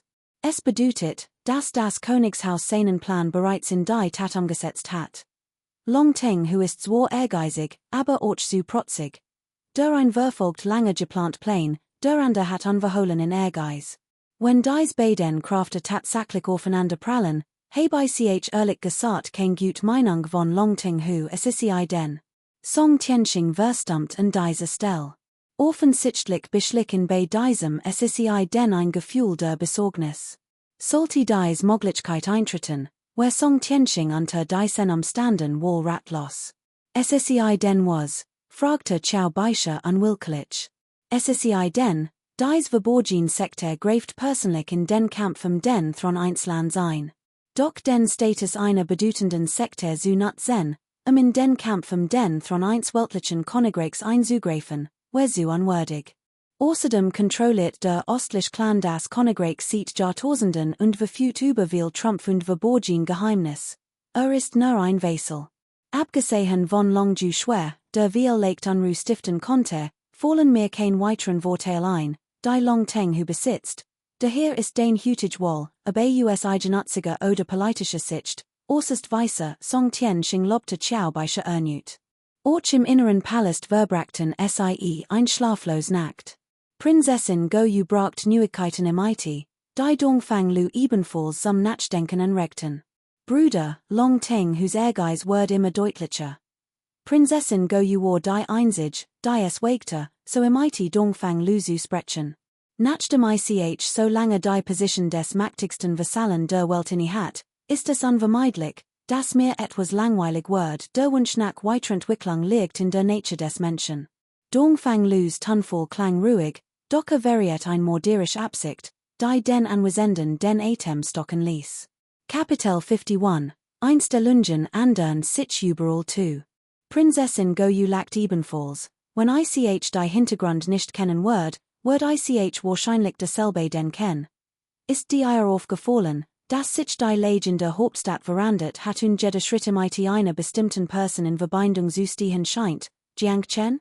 Prinzessin Go-Yus strahlend Augen blitzten kurz auf, als sie sprach. Mein Schwester, ist dir das auch aufgefallen? Dongfang Lu kichert nachdenklich. Bei genorem Nachdenken wurde klar, dass sich die Lage in der Hauptstadt tatsächlich seit Jiang Chens Vers bei der großen Zeremonie des Himmelsopfers verändert hat. Seit dem War fast Jeds Uranus in der Hauptstadt von diesem Mann überschattet. Ich haben uns Zweifel geglaubt, ich einen göttlichen Traum übern hat. Aber nach dieser Nacht kann ich nicht anders, als zu vermuten, dass diese Person vielleicht von Anfangen die Macht der Götter genutzt hat. Ehrlich gesagt beckem Dongfang Lu schon beim bloßen Gedanken daran Kopfschmerzen. Theoretisch dürfte der Sohn eins Vasallen nicht so monströs sein. Überlebte ein Prügelattack, entthulchi Ruos Krankheit, unterwarf den Apothekerpalast und besiegt einen hochrangigen Experten des Warren Chi-Reichs im IT der Kraft eins Anfangers. All dies ungewöhnlichen Dinge geschehen einem einzigen Menschen. Wenn man behauptet, dieser Mann hat keinerlei Geheimnis, wird Dongfang Lu es niemals glauben. Natürlich würde als König des Landes zu diesem Zeitpunkt sein Befugnis bei der Untersuchung dieser Angelegenheit keinesfalls überschreiten. Den Sultan Vater und Sohn der Familie Jiang Fahij Helfer sein, die versehentlich Long Ting whose Ansehen geschadet hatten, wird Dongfang Lu nicht nur von einer Untersuchung absehen, sondern sogar belohnen. Chiu Yu, morgen gehst du in meinem Namen zusammenwiesen der Familie Jiang Han hu der Gang zusammenwiesen der Familie Jiang Han hu bedeutet natürlich, Vater und Sohn der Familie Jiang zu belohnen. Gleichzeitig demonstrierte damit sein Haltung und positioniert Vater und Sohn der Familie Jiang auf natürlich Weise im Lager des Königshauses. Dieser strategische Aspekt war für Dongfang Lu selbstverständlich. Zudem musste bei der Prüfung des verborgenen Drachen unbedingt sicherstellen, dass Jiang Chen bestand. Dongfang Lus Denkweise hat sich im Vergleich zu früher subtil verändert. Zuvor hatte Jiang Chen nur aufgrund dessen Fähigkeit wahrgenommen, Dongfang Ruos Krankheit zu heilen. Daher war es ihm gleichgültig, ob die Familie Jiang den Titel des Markgrafen verlieren wird. Im Gegenteil, ein Aufenthalt in der Hauptstadt als wohlhabender und geruhsamer Beamter war für Ruos Zustand sogar vorteilhafter. Die Uranus der vergangenen Nacht hatten die strategische Bedeutung von Vater und Sohn der Familie Jiang jedoch schlagartig ein Vielfaches erhöht. Daher war es von entscheidender Bedeutung, ob die Familie Jiang den Titel des Markgrafen behalten konnte oder nicht. Abgesehen von anderen Angelegenheiten, sollte die Familie Jiang das Dekret des Markgrafen verlieren, konnte das Anwesen des Markgrafen Longting die spirituelle Macht des Jianghan-Gebiets in sich reißen. Kapitel 52, Yang Yiming ernut Quälen. Jiang Chen braucht nur einen halben Monat. Doch das reichte bei weitem nicht. Sein 5 Meridien des Warren Chi waren noch recht schwach, ganz zu schweigen von der Konfrontation im IT den mächtigsten Persönlichkeiten des Königreichs, selbst unter den Vasallenerben. Die Kampfkraft seiner 5 Meridien wird Jiang Chen im Kampf wahrscheinlich erheblich benachteiligen. Die Abschlussprüfung der Versammlung des verborgenen Drachen rückte nahe, und der Atmosphäre in der Hauptstadt nach zu urteilen, dürfte sie turbulent werden. Es scheint, als wird selbst ein kleines Königreich, sobald sich die Wind des Wandels wehen, in einen Strudel geraten. Im IT meiner jetzigen Stock reichte das Überleben in diesem Strudel bei weitem nicht aus. Bald war das Monatsend gekommen. Hut traf Jiang Chen, begleitet von Jiang Zheng, gemachtlich in der Halle der Versammlung des verborgenen Drachen ein. Hat man die Hintergrund nicht gekannt, war Jiang Chen bei seiner entspannten und gelassenen Art nicht auf die Idee gekommen, dass noch nicht einmal die 3 Grundlagenprüfungen bestanden hat. Jiang Chens Auftritt in der Villa des Marquis Long Teng an jenem Abend hat großes Aufsehen erregt. Im Vergleich zu seinem Auftritt in der Apothekerhalle, wo die Kritik zuvor noch ungehemmt gewesen war, verhielten sich die Leute deutlich vorsichtiger und weniger unbekannt. Jiang Chen kümmert sich offensichtlich nicht darum, was die Außenwelt von ihm hielt, und betrat die Halle. Kaum war drin, so jemanden hereinkommen, Yang Yiming, den Nachfolger des Marquis von Yangmen. Jiang Chen rief Yang Yiming wütend. Die Niederlage in Jiang Chens Residenz Longting war ein lebenslange Demütigung für ihn. Hat ihn nicht nur vor seinen Standesgenossen bloßgestellt, sondern, was noch viel schlimmer war, in vor lang ju schwer so sehr in Verlegenheit gebracht, dass dies sich nun von ihm distanziert hat. Yang Yiming war überzeugt, dass Jiang Chen an all dem should war. One diesen Schurken Jiang Chen war neisam Gespot der Hauptstadt geworden. Aside der Yang Marquis, der dies Position inne hat, fragte Jiang Chen verbluft und erinnert sich sofort, wer vor ihm stand. Doch sein überraschter Gesichtsausdruck which in Yang Yiming's Augen einer tiefen Demütigung. Jiang Chen, du solltest nicht so arrogant sein. Glaubst du etwa, du hattest mich mighty deiner drei Meridian Kultivierung des Warren Chi besiegen können, wenn du mich letztes Mal nicht überfallen hattest, rief Yang Yiming, one sich darum zu kommen, wo sie wären. Du bist also sehr ungläubig, lächelt Jiang Chen kalt. Übersüt. Glaubst du, du bist so toll? Willst du, dass ich mich dir unterwerf? Liegt es daran, dass du, Marquis Jiang Han, einen höheren Rang als ich, Marquis Yang Men, bekleidest? Oder liegt es daran, dass dein Kultivierungsniveau, Jiang Chen, höher ist als meins, Yang Yiming, was genau willst du dann? Fragte Jiang Chen ruhig und gelassen wie zuvor. Ich will gegen dich kämpfen, brüllt Yang Yiming, der sich nicht geschlagen geben wollte. Wollte sein Verlerin Word ein Vielfachs zurückgewinnen. Und der direktest Weg war, Jiang Chen zu besiegen, in zu demütigen, in zu zertreten und in den Boden zu stampfen. Kampf! Kein Sieg, kein Interesse, lacht Jiang Chen beiläufig und schüttelte den Kopf, als aber Yang Yimings Luft durchdringen Word. Jiang Chen, du Feigling, du hattest Glück, mich einmal zu überfallen, und jetztest du nicht den Mut, gegen mich zu kämpfen? Gott, ich wusst, dass Vater und Sohn Jiang so fähig und schwach sind. Du willst nicht kämpfen? Gott, solange du vor allen zugibst, ein Feigling zu sein, lasse ich dich laufen. Jiang Chens loslassen war in Yang Yimings Augen ein Zeichen von Schuldgefühl. Das bestärkt Yang Yiming nur in seiner Überzeugung, dass Jiang Chen nur durch Glück gewonnen hat. Jiang Chen blieb wie angewurzelt stehen. Aber es nun sein schwach oder die. Demütigung war, die ihm und seinem Vater widerfahren war, beides hat Jiang Chens Grenz überschritten.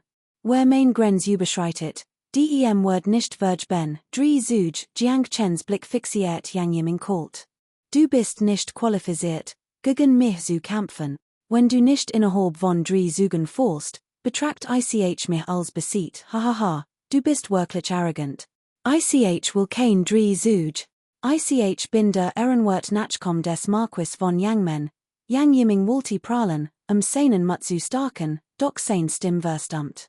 Wagte es nicht, weiter zu sprechen, und hat auch kein Sieg mehr dazu. Denn Jiang Chen, der ihm gegenüberstand, war wie ein Pfeil, der zum Angriff bereit war, und strahlte plötzlich ein unerklärlich Aura aus, die in aus der Fernam gab. Erster Zug, genau hinterhen, Jiang Chen machte one List einen Schritt nach vorn. Im selben Moment habe den am Dock sobald sein am erhoben war, ging ein gewaltig Aura von im aus, die furcht und Schrecken in den Hasen der Anwesenden auslost.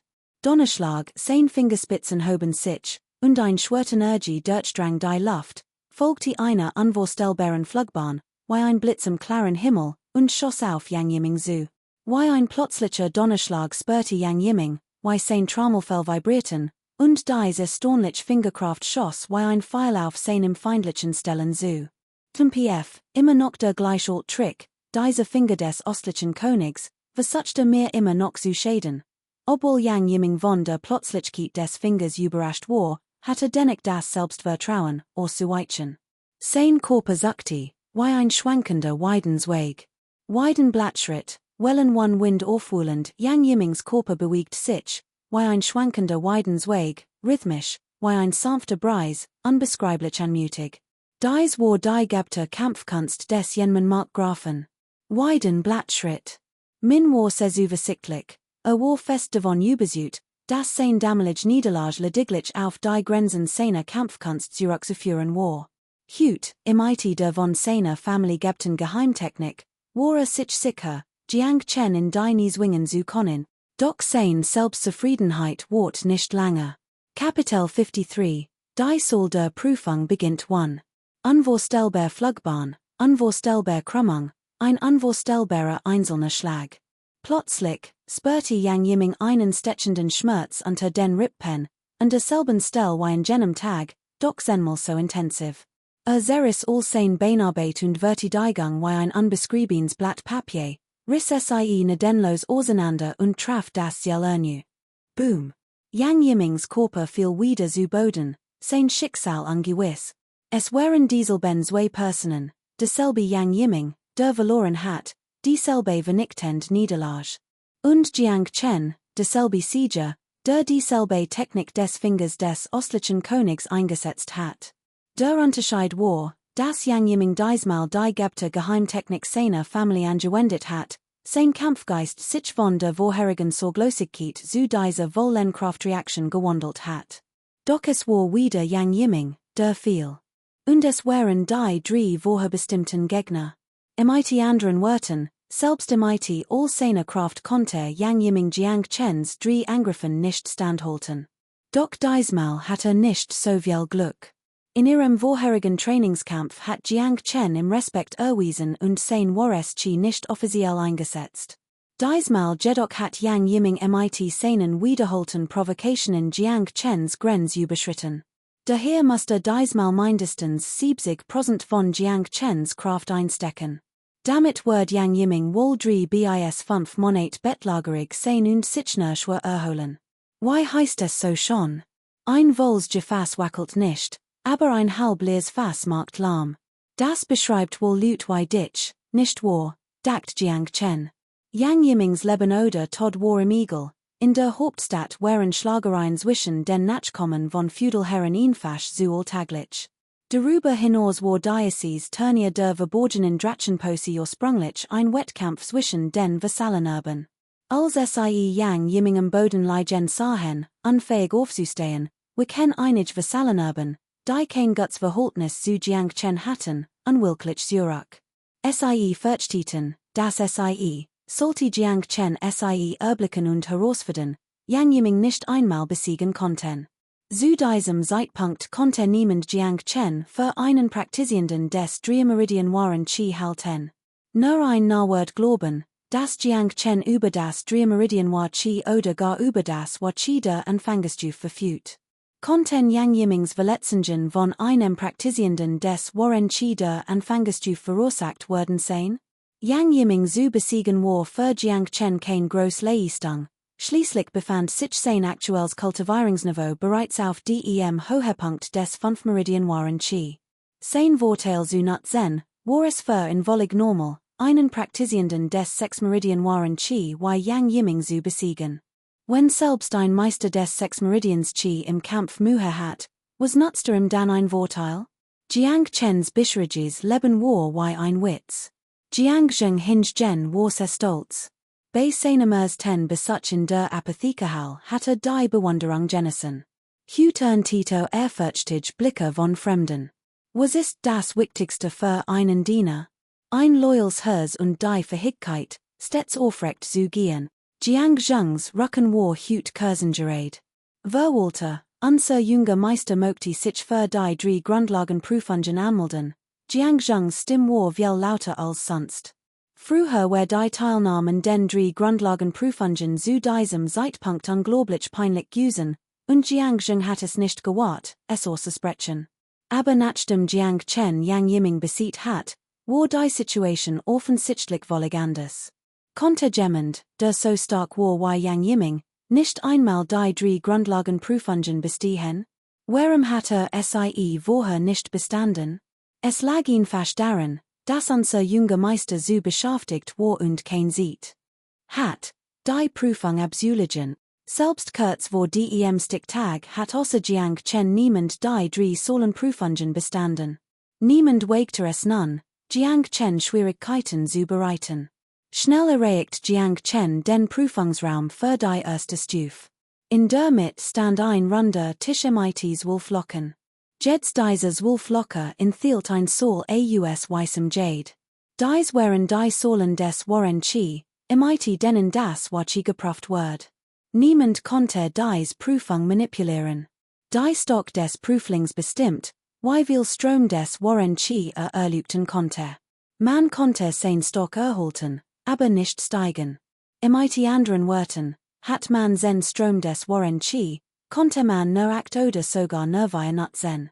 Hat man aber nur Strom des Waren Chi, konnte man keinen weiteren hinzufügen. Daher ist Betrug bei dieser Prüfung absolut unmöglich. Kein Wunder, dass der Vorherige Jiang Chen dies Prüfung nicht bestanden hat. Hat zuvor nur drei Strom des Waren Chi, why hat die bestehen sollen? Jiang Chen schüttelte leicht den Kopf und ging vorwärts. Druckt sein Handflächen in die Rillen und aktiviert die 5 Meridien des Waren Chi in seinem Körper. Ein klickender Tonte von der rotierenden Scheibe. Sofort darauf leuchteten die weißen Jadesäulen nacheinander auf. 1, 2, 3, 4, 5. Als die weißen Jadesäulen schließlich bei 5 stehen blieben, suchten die Zuschauer, einig etwas enttäuscht. Verstuiden Reaktionen waren zu sehen, aber Jiang Chen kommt das nicht. In diesem Moment gab als, oh, seht. Obwohl nur 5 Lichtsäulen blinken, ist die Helligkeit, dies Bemerkung ließ einig anwesend aufhorchen. Stimmt, normalerweise sehen wir nur ein schwarz-blaues Licht. Jiang Chens war Chiora ist in Wirklichkeit cyan, und seht nur, dies Lichtsäulen sind vollkommen rein, jede einzeln perfekt ausbalanciert. Unvergleichlich rein, bei solch perfektem Waren Chi, kein Wunder, dass Yang Yiming MIT nur 5 Meridien in Waren Chi so leicht besiegen konnte es scheint, wir haben Jiang Chen all unterschätzt, das lügtet ein. MIT diese Reinheit seines Waren Chis hatte meiner Meinung nach selbst gegen einen hochrangigen Experten des Waren Chi Reichs noch die Kraft zum Kampf. Hochrangige Experten des Waren Chi Reichs besitzen mindestens 7 Meridien Waren Chis. Eine solche Einschätzung ist außerordentlich hoch. Selbst der Prüfer, der die Prüfung leitet, zitterte leicht im Gesicht, als Jiang Chens Wars Chi sah, und sein Blick war etwas ambivalent. Jiang Chen sah in seinen Augen Bewunderung und Lob, aber auch Zweifel. Wie legt verbage Jiang Chen in den Augen des Prüfers noch immer sein Wars Chi? In Ordnung, Jiang Chen, 5 Meridien des Waren Chi erste Stufe der Solenprüfung bestanden, wirken diet der Begleiter fröhlich. Jiang Chen, herzlichen Glückwunsch, Sie haben die erste Stufe der Prüfung bestanden. Wir haben Ihre Leistung und Ihr Erfolg zu Ihren Gunsten dokumentiert, vielen Dank, lächelt Jiang Chen. Die Mann im Gegenüber hoffentlich war, will Jiang Chen natürlich nicht die Fassung. Die erste Stufe der Prüfung zu bestehen, war kinderleicht gewesen und hat Jiang Chens Erwartungen entsprochen. Nachdem einig ganz durchquert hat, erreicht Jiang Chen den Ort der zweiten Prüfung. Kapitel 54, die Solenprüfung beginnt. 2. Die zweite Prüfung findet in einer versiegelten Kammer statt. Jiang Chen, die zweite Prüfung unterscheidet sich von der ersten, sie birgt ein gewisses Risiko. Wenn du nicht all via Meridien der Waren Chi Kultivierung beherrschst und den Purperns Chi ausdem Osten noch nicht die höchste Meisterschaft erreichtest, konnte der Eintritt in die schwarze Kammer sehr wohl zu unvorhergesehenen Umständen führen. Der Prüfer der zweiten Prüfung erinnert Jiang Chen gemäß den Regeln. Jiang Chen nickte, dank für den Hinweis, ich bin bereit. Dann kannst du eintreten. Der Prüfer nickte, wann etwas weiter zu sagen. Der Kandidat war angekommen, und es war unlogisch, wegen dieser Erinnerung auf halbem Weg aufzugeben. Die schwarze Kammer war ein etwa 10 Meter langer und breiter Raum. In diesem Raum waren unzählige Mechanismen installiert, die in einem Zustand völligen Chaos herabfahren und verschiedene Arten von Schwarze freisetzen werden. Der Testkandidat muss dies eine halbe Stunde lang aushalten. Zusätzlich werden in regelmäßigen Abständen ein oder zwei gepanzerte Fluginsekten in die schwarze Kammer freigelassen. Der Testkandidat muss innerhalb einer halben Stunde mindestens 10 dieser Insekten abschießen. In der schwarze Kammer anwesend zu bleiben, muss er außerdem innerhalb der vorgegebenen Zeit mindestens 10 dieser Insekten abschießen. Dieser Test war deutlich schwieriger als der erste. Lag das Kultivierungsniveau unter via Meridien des Waren Chi, war es schlichtweg unmöglich, die gepanzerten Fluginsekten zu töten. Aufgrund der Häufigkeit und Geschwindigkeit ihres Fluges sowie der Hart ihres Exoskelets konnten Anfänger im Bereich des Waren Chi diese Insekten nicht einfach abschießen. Dieses Hindernis hingegen war äußerst interessant. In diesem Moment, als Jiang Chens Gedanken erwachten, schoss ein Schwertenergie auf ihn zu. Doch dies einfach Schwertenergie stellte für Jiang Chen kaum ein Bedrohung dar. In einer geheimen Kammer im oberen Bereich der Versammlungshalle des Verborgenen Drachen erbleicht du High, also den Bericht seines vertrauten Vernam. Dieser Jung verbergt tatsächlich sein Stock, besitzt sogar 5 Meridien des Warren Chi. Außerdem steht die Reinheit seines Warren Chi der einst hochrangigen Vassalenic Folgers in nichts nach, du Highs Gesicht werfenstert sich angesichts Jiang Chens Bericht über dessen ersten Platz. An jenem Tag war im Anwesen des Markgrafen Longting von Prinzessin Goyu gerückt worden. Obwohl nicht offiziell entlassen worden war, setzten in die gerückt, die draußen kursierten, enorm unter Druck. Sein Ansehen innerhalb des Teams, das für die Prüfung des verborgenen Drachen zuständig war, hat offenbar gelitten. Das war es, was du High am wenigsten sehen wollte. Hat sich von ganz unten hochgearbeitet, und Markt war ihm das Wichtigste. Nun hat ihm der Marquis Longting ein Botschaft übermittelt, sollte Jiang Chen nicht aufhalten können, würde dessen Vertrauen verlieren. One Diocese Vertrauen stund du High one sein wichtigste Stütze da. Tatsächlich wurden sein vermeintlicher Reichtum und sein Markt one die Unterstützung des Marquis Longting schnell sehr langsam werden. Daher musste Jiang Chen unbedingt unterdrücken, kost es, was es wohl. Musste Diocese Risiko eingehen. Longting whose ultimatum war ernst zu nehmen. Sollte Longting verragen, konnte du High noch hüt nackt auf der Straße sterben. Kleine Ma, komm her, ich möchte, dass du folgens tust, weis du High seinen Vertrautenen. Kleine Ma, du Highs treuer Untergebener, klopfte ihm auf die Brust und sagt, mein Herr, sein es unbesorgt, ich word das ordentlich und one feller erledigen, wenn du das Richtigen stellst, garantier ich dir Reichtum und Wohlstand für den Rest deines Lebens. In der Schwarzen Kammer herrschte Chaos. Mindestens 50. Eisenpanzerfluginsekten lagen verstrut herum. Ein Stund war bereits vergangen. Jiang Chen, der die Schwarze Kammer noch immer nicht verlassen hat, wird immer aufgeregter. Dies Schwarze Kammer ist jedem Gegner weit unterlegen. Wer auf demselben Niveau kann es im IT dieser Schwarze Kammer aufnehmen, indem die Technik himmlisches führt, das durch den Himmel schwebt one jeglich Vorbereitung entfesselt. Wo sonst sollte man einen so freien Gegner finden? Jiang Chen war süchtig nach den Kämpfen in der Schwarzen Kammer. Obwohl sich die Intensität der Angriff der Schwarzen Kammer allhalb Stund verdoppelte, wird Jiang Chen im IT fortschreitendem Kampf immer enthusiastischer. Sein 5 Meridien des Warren Chi wurden im IT jedem Kampf effektiver. Das Aufeinandertreffen von Warren Chi und Schwarz Chi beflügelt Jiang Chens Kampfgeist und sein Potenzial zusätzlich. Die zweite Phase der Prüfung war schon immer der Ort, den Genies am liebsten aufsuchten. Jeds Genie schien dies Art der Selbstkasteiung zu genießen, sein Potenzial zu entfalten. Jiang Chen war kein Ausnahme.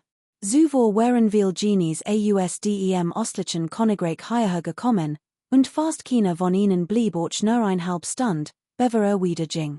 Jeder verausgabte sich im Inneren bis zur Erschöpfung und verließ die Kammer erst, wenn am Ende seiner Kräfte war. Dies Prüfung war beinahe zu einem geheimen Wettstreit der Spitzengenies geworden, bei dem es darum ging, wer am langsten durchhielt und wer die meisten gepanzerten Fluginsekten töten konnte. In Wirklichkeit blieb nach dieser Phase kaum Zeit, die gepanzerten Fluginsekten zu erlegen. Die Schwertenergie unkontrolliert und one Regeln überall entstromt, konnte sie den Prüflingen jederzeit das Leben kosten. Vor der Schwarzen Kammer wuchs die Zuschauermensch stetigen.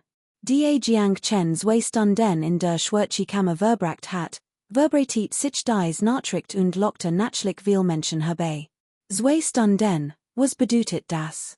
In der Schwarzen Kammer verdoppelt sich die Intensität des Schwertenergiengriffs allhalb Stund.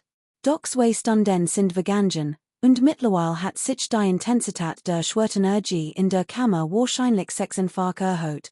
Wenn sie in einer weiteren halben Stund nicht herauskommt, wird sie sich auf das 32-fach erhöhen. Dieser Jiang Chen wird darin doch nicht sterben, oder? Unsinn, wenn der Prüfling von der Schwertenergie getötet wird, kann der Sensor kein Lebenskraft mehr feststellen, also stellte den Angriff ein und gibt ein Warnung aus. Hehe, ich bin nur neugierig, dieser Jiang Chen, glaubst du, ist so mächtig? Dieser Jiang Chen spielt das Schwein, den Tiger zu fressen, ganz bestimmt. Ach, sich mit anderen zu vergleichen ist argelig.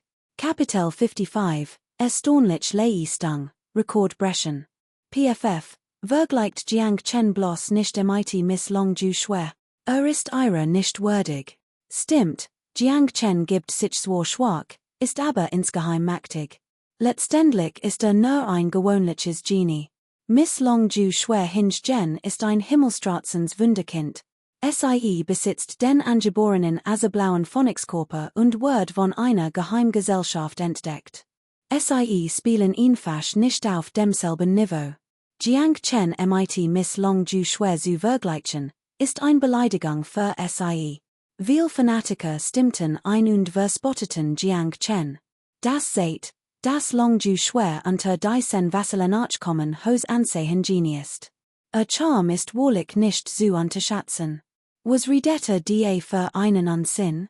Bruder Chen ist Bruder Chen, wenn muss man da mit wem vergleichen? Ein Jetos wie ein Erdbeben. Chimpanzee war eingetroffen. War ein treuer Anhänger Jiang Chens, und es war für Chimpanzee unerträglich, wenn jemand Jiang Chen respektlos behandelte. Neben im Stand hu Chiu Yu. Der ein war dick, der anderstammig, wie zwei Berger, die ein bedrückend Aura ausstrahlten. Es war leicht, in zu verspotten, doch sie brachten nicht den Mut auf, Jiang Chen tatsächlich zu beleidigen. Die beiden waren Jiang Chens Freund, sie zu beleidigen, heißt, Jiang Chen selbst zu beleidigen. Ein weitere Halbstund Verging. Chimpanzee blickte auf die Sandor und rechnete die ZTB. Es war bereits die Sechste. Jede Sandor stand für ein Halbstund. Mit anderen Worten, Jiang Chen war schon 3 Stunden dort. Und in diesem Moment hat es in der Schwärzchi-Kammer bereits 32 Schwärzchi-Angriff gegeben. Chimpanzee sprach immer noch mit überschwänglichem Selbstvertrauen, doch sein Armel umklammerten heimlich sein Finger und variierten seine Näheranspannung. Chimpanzee, glaubst du, Bruder Chen kontern Geffer sein? Fragte Ho Kao Nak besorgt. Ist Bruder Tran etwa jemand, der sich selbst nicht versteht? Fragte Tien Ban Tu, obwohl das sagt, war Tien Ban Tu sich innerlich nicht ganz sicher. Jiang Tran hat zuvor nicht so beeindruckend Leistungen gesät.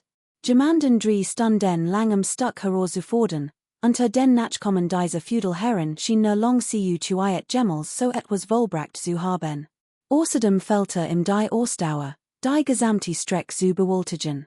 Where die Sander abgelaufen und Jiang Chen aufgetaucht, hatte den bisherigen Rekord gebrochen, als Long Ju schwer jedoch die zweite Prüfung antrat, bis es sie bereits acht Meridian des Warren Chi und Stand kurz dava, nun zu erreichen. Ihre Herausforderungen das Schwärzchi diente auch dazu, Potenzial zu entfalten, die Fesseln mit einem Schlag zu sprengen und erfolgreich die nun Meridian des Warren Chi zu erreichen. Und sie hat Erfolg. Obwohl sie die 32 Schwärzchi Angriff letztendlich nicht vollständig abwehren konnte, durchbrach sie die nun Meridian des Warren Chi auf einen Schlag und sorgte damit im ganzen Königreich für Furore.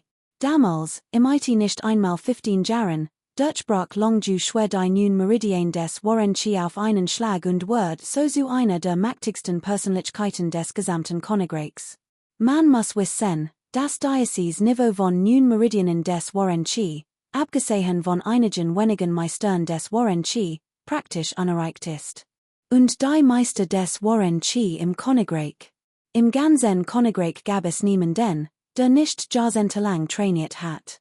Und doch konnte mit nicht einmal 15 Jahren mit den hochrangigen Großmeistern des Warren Chi mithalten. Ein solches Talent entspricht wahrlich dem angeborenen blauen Phönixkörper. Und Long Ju schwer, nun 16 Jahre alt, soll gerückten zufolge nur noch einen winzigen Schritt davon entfernt sein, ein Großmeister des Warren Chi zu werden, sein Meridian des Warren Chi, leicht zu durchbrechen. Alle Blicke waren auf die Sandor gerichtet. In diesem Moment herrschte in vielen Menschen ein unglaubliches Gefühlschaos. Sie erwarteten ein Wunder und hofften, es würde dem Königreich etwas News zum Reden geben. Gleichzeitig lag ein Horch von Need in der Luft, worauf hat Jiang Chen sich verlassen, plötzlich so berühmt zu werden? Und long du schwes bewunderer Fluchten insgeheim und Hoften, Jiang Chen moj von einer Schwertenergie getroffen werden und so sein Leben binden. Den long du schwer war ihr Gottin. Die Aufzeichnungen, die Gottin 30, dürften von einem liederlichen Jungen Meister mit schlechtem Ruf keinesfalls gebrochen werden. Wenn Jiang Chen long du schwes Rekord brechen word, where das ein Beleidigung der Gottin, doch die Situation word sich durch die Gedanken der Anwesenden nicht ändern. Der Sand in der Sandor ran langsam dahin, die Zeit verging langsam. Endlich war die Sand leer. Der letzte Sand war verronnen, und die Sandor war komplett leer. 3 Stunden waren vergangen. Die Steinte der Schwertenergiekammer offnet sich langsam, und Jiang Chens Stern war leicht feucht. Die vorherigen 5 Perioden hatten ihm nicht so viel abverlangt. Die 32 Schwertenergieangriff der 6. Periode waren wahrlich erstaunlich.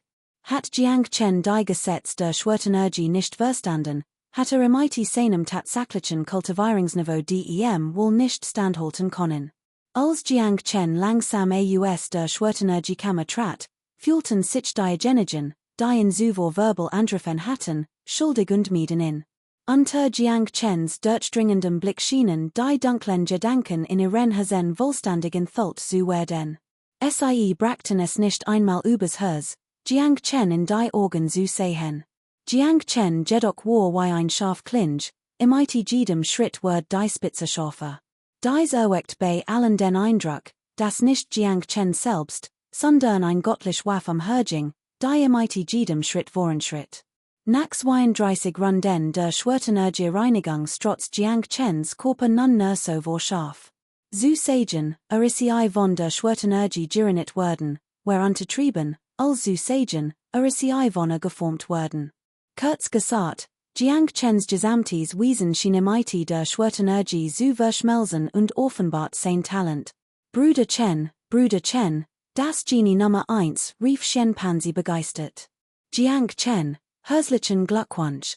Du hast die zweite Prüfungsphase mit braver bestanden, auch der zuständige Prüfer war äußerst überrascht und bewundert Jiang Chens Leistung zutiefst. Ein solch bemerkenswert Leistung sieht man nicht alltäglich. Der Prüfer, der dies selbst miterlebt hat, war natürlich ungemein stolz. Was? Kapitel 56, die Prüfung endet, Brüder gestehen ihr Gefühl wan. Es scheint, als must ich dich selbst one long ting whose Anweisungen unterdrücken. Denn wenn ich die Feindschaft zu deiner Familie Jiang ausnutzen word, einen Markt zu gelangen, wie konnte ich, du high, dann in Frieden leben, in diesem Moment word du highs Entschlossenheit, Jiang Chen zu unterdrücken, noch starker. One Jiang Chen hat du high kein nennenswert Zukunft. Jiang Chens Leistung in den ersten beiden Prüfungen konnte man getrost als großen Erfolg bezeichnen. Dies bracht ihm die Unterstützung vieler neutraler Personen ein. Jeder schien in Jiang Chen ein Spiegelbild seiner selbst zu sehen. Talent war nicht herausragend, und der Rang unter den Vasallen gehört nicht sehr spitze. Trotz seiner bescheidenen Herkunft war Jiang Chens Leistung nicht weniger beeindruckend als die der Vasallen des Spitzenkles. Hatten jemanden gefunden, dem sich anvertrauen konnten, jemanden, mit dem sich identifizieren konnten. Als Jiang Chen am Eingang zur dritten Prüfung erschien, umringten ein groß Menschenmensch, die im Zugebelt und in Unterstats. Ein solches Privileg war, abgesehen von einigen wenigen hochrangigen Vasallen, nur Jiang Chen vorbehalten. Die dritte Prüfung war die einfachste aller Grundlagenprüfungen. Best and aus Grundwissen, das durch auswendig lernen erlernt word. Natürlich gab es auch einige Fragen, die Raum für freies Denken und analytisches Denken ließen und das Wissen der Nachfolger des Vasallen prüften. Dies offenen Fragen hatten, selbst wenn nicht beantwortet wurden, keinen Einfluss auf das gesamte Ergebnis. Solange man die auswendig gelernten Fragen richtig beantwortet, konnte man genügend Punkt sammeln, die theoretische Prüfung zu bestehen. Daher gibt es unter den 3 Hauptprüfungskategorien ein Sprichwort, where die ersten beiden besteht auch die dritt. Nur ein Narr oder jemand, der sich kein Mühe gibt, Fort bei der dritten Durch. Unter Applaus Betrat Jiang Chen den Prüfungsraum für die Drittkategorie. Via Schriftrollen, via Prüfungsbogen, repräsentierten das Buch der Kampfkünste, das Buch der Medizin, das Buch der Strategie und das Buch der Militärdoktrin. Die Prüfungszeit war großzügig bemessen, daher hat Jiang Chen es nicht eilig. Für in war dies Drittprüfung sogar noch einfacher. Auswendig lernen war eine Fähigkeit, die in seinem vorherigen Leben perfektioniert hat. Millionen von Jahren hat seine Lesfähigkeit so weit entwickelt, dass beinahe nie etwas Verges, was einmal gesehen hat. Daher stellte das Auswendiglernen für in keine Herausforderung dar. Mit einer schwungvollen Feder schrieb seinen Namen Jiang Chen nieder und begann, die Fragen zu beantworten. Nach etwa einer halben Stunde hat Jiang Chen alle Fragen, die auf Auswendiglernen basierten, beantwortet. Nun folgte der affine Teil, der relativ flexibel und etwas tiefgründiger war. Natürlich waren dies Fragen aus Jiang Chens Sicht recht einfach, doch konzentriert sich dennoch auf ihre Beantwortung. Die Fragen so simpel waren, hielt Jiang Chen es auch für unnötig, also tiefgründig Antworten zu geben.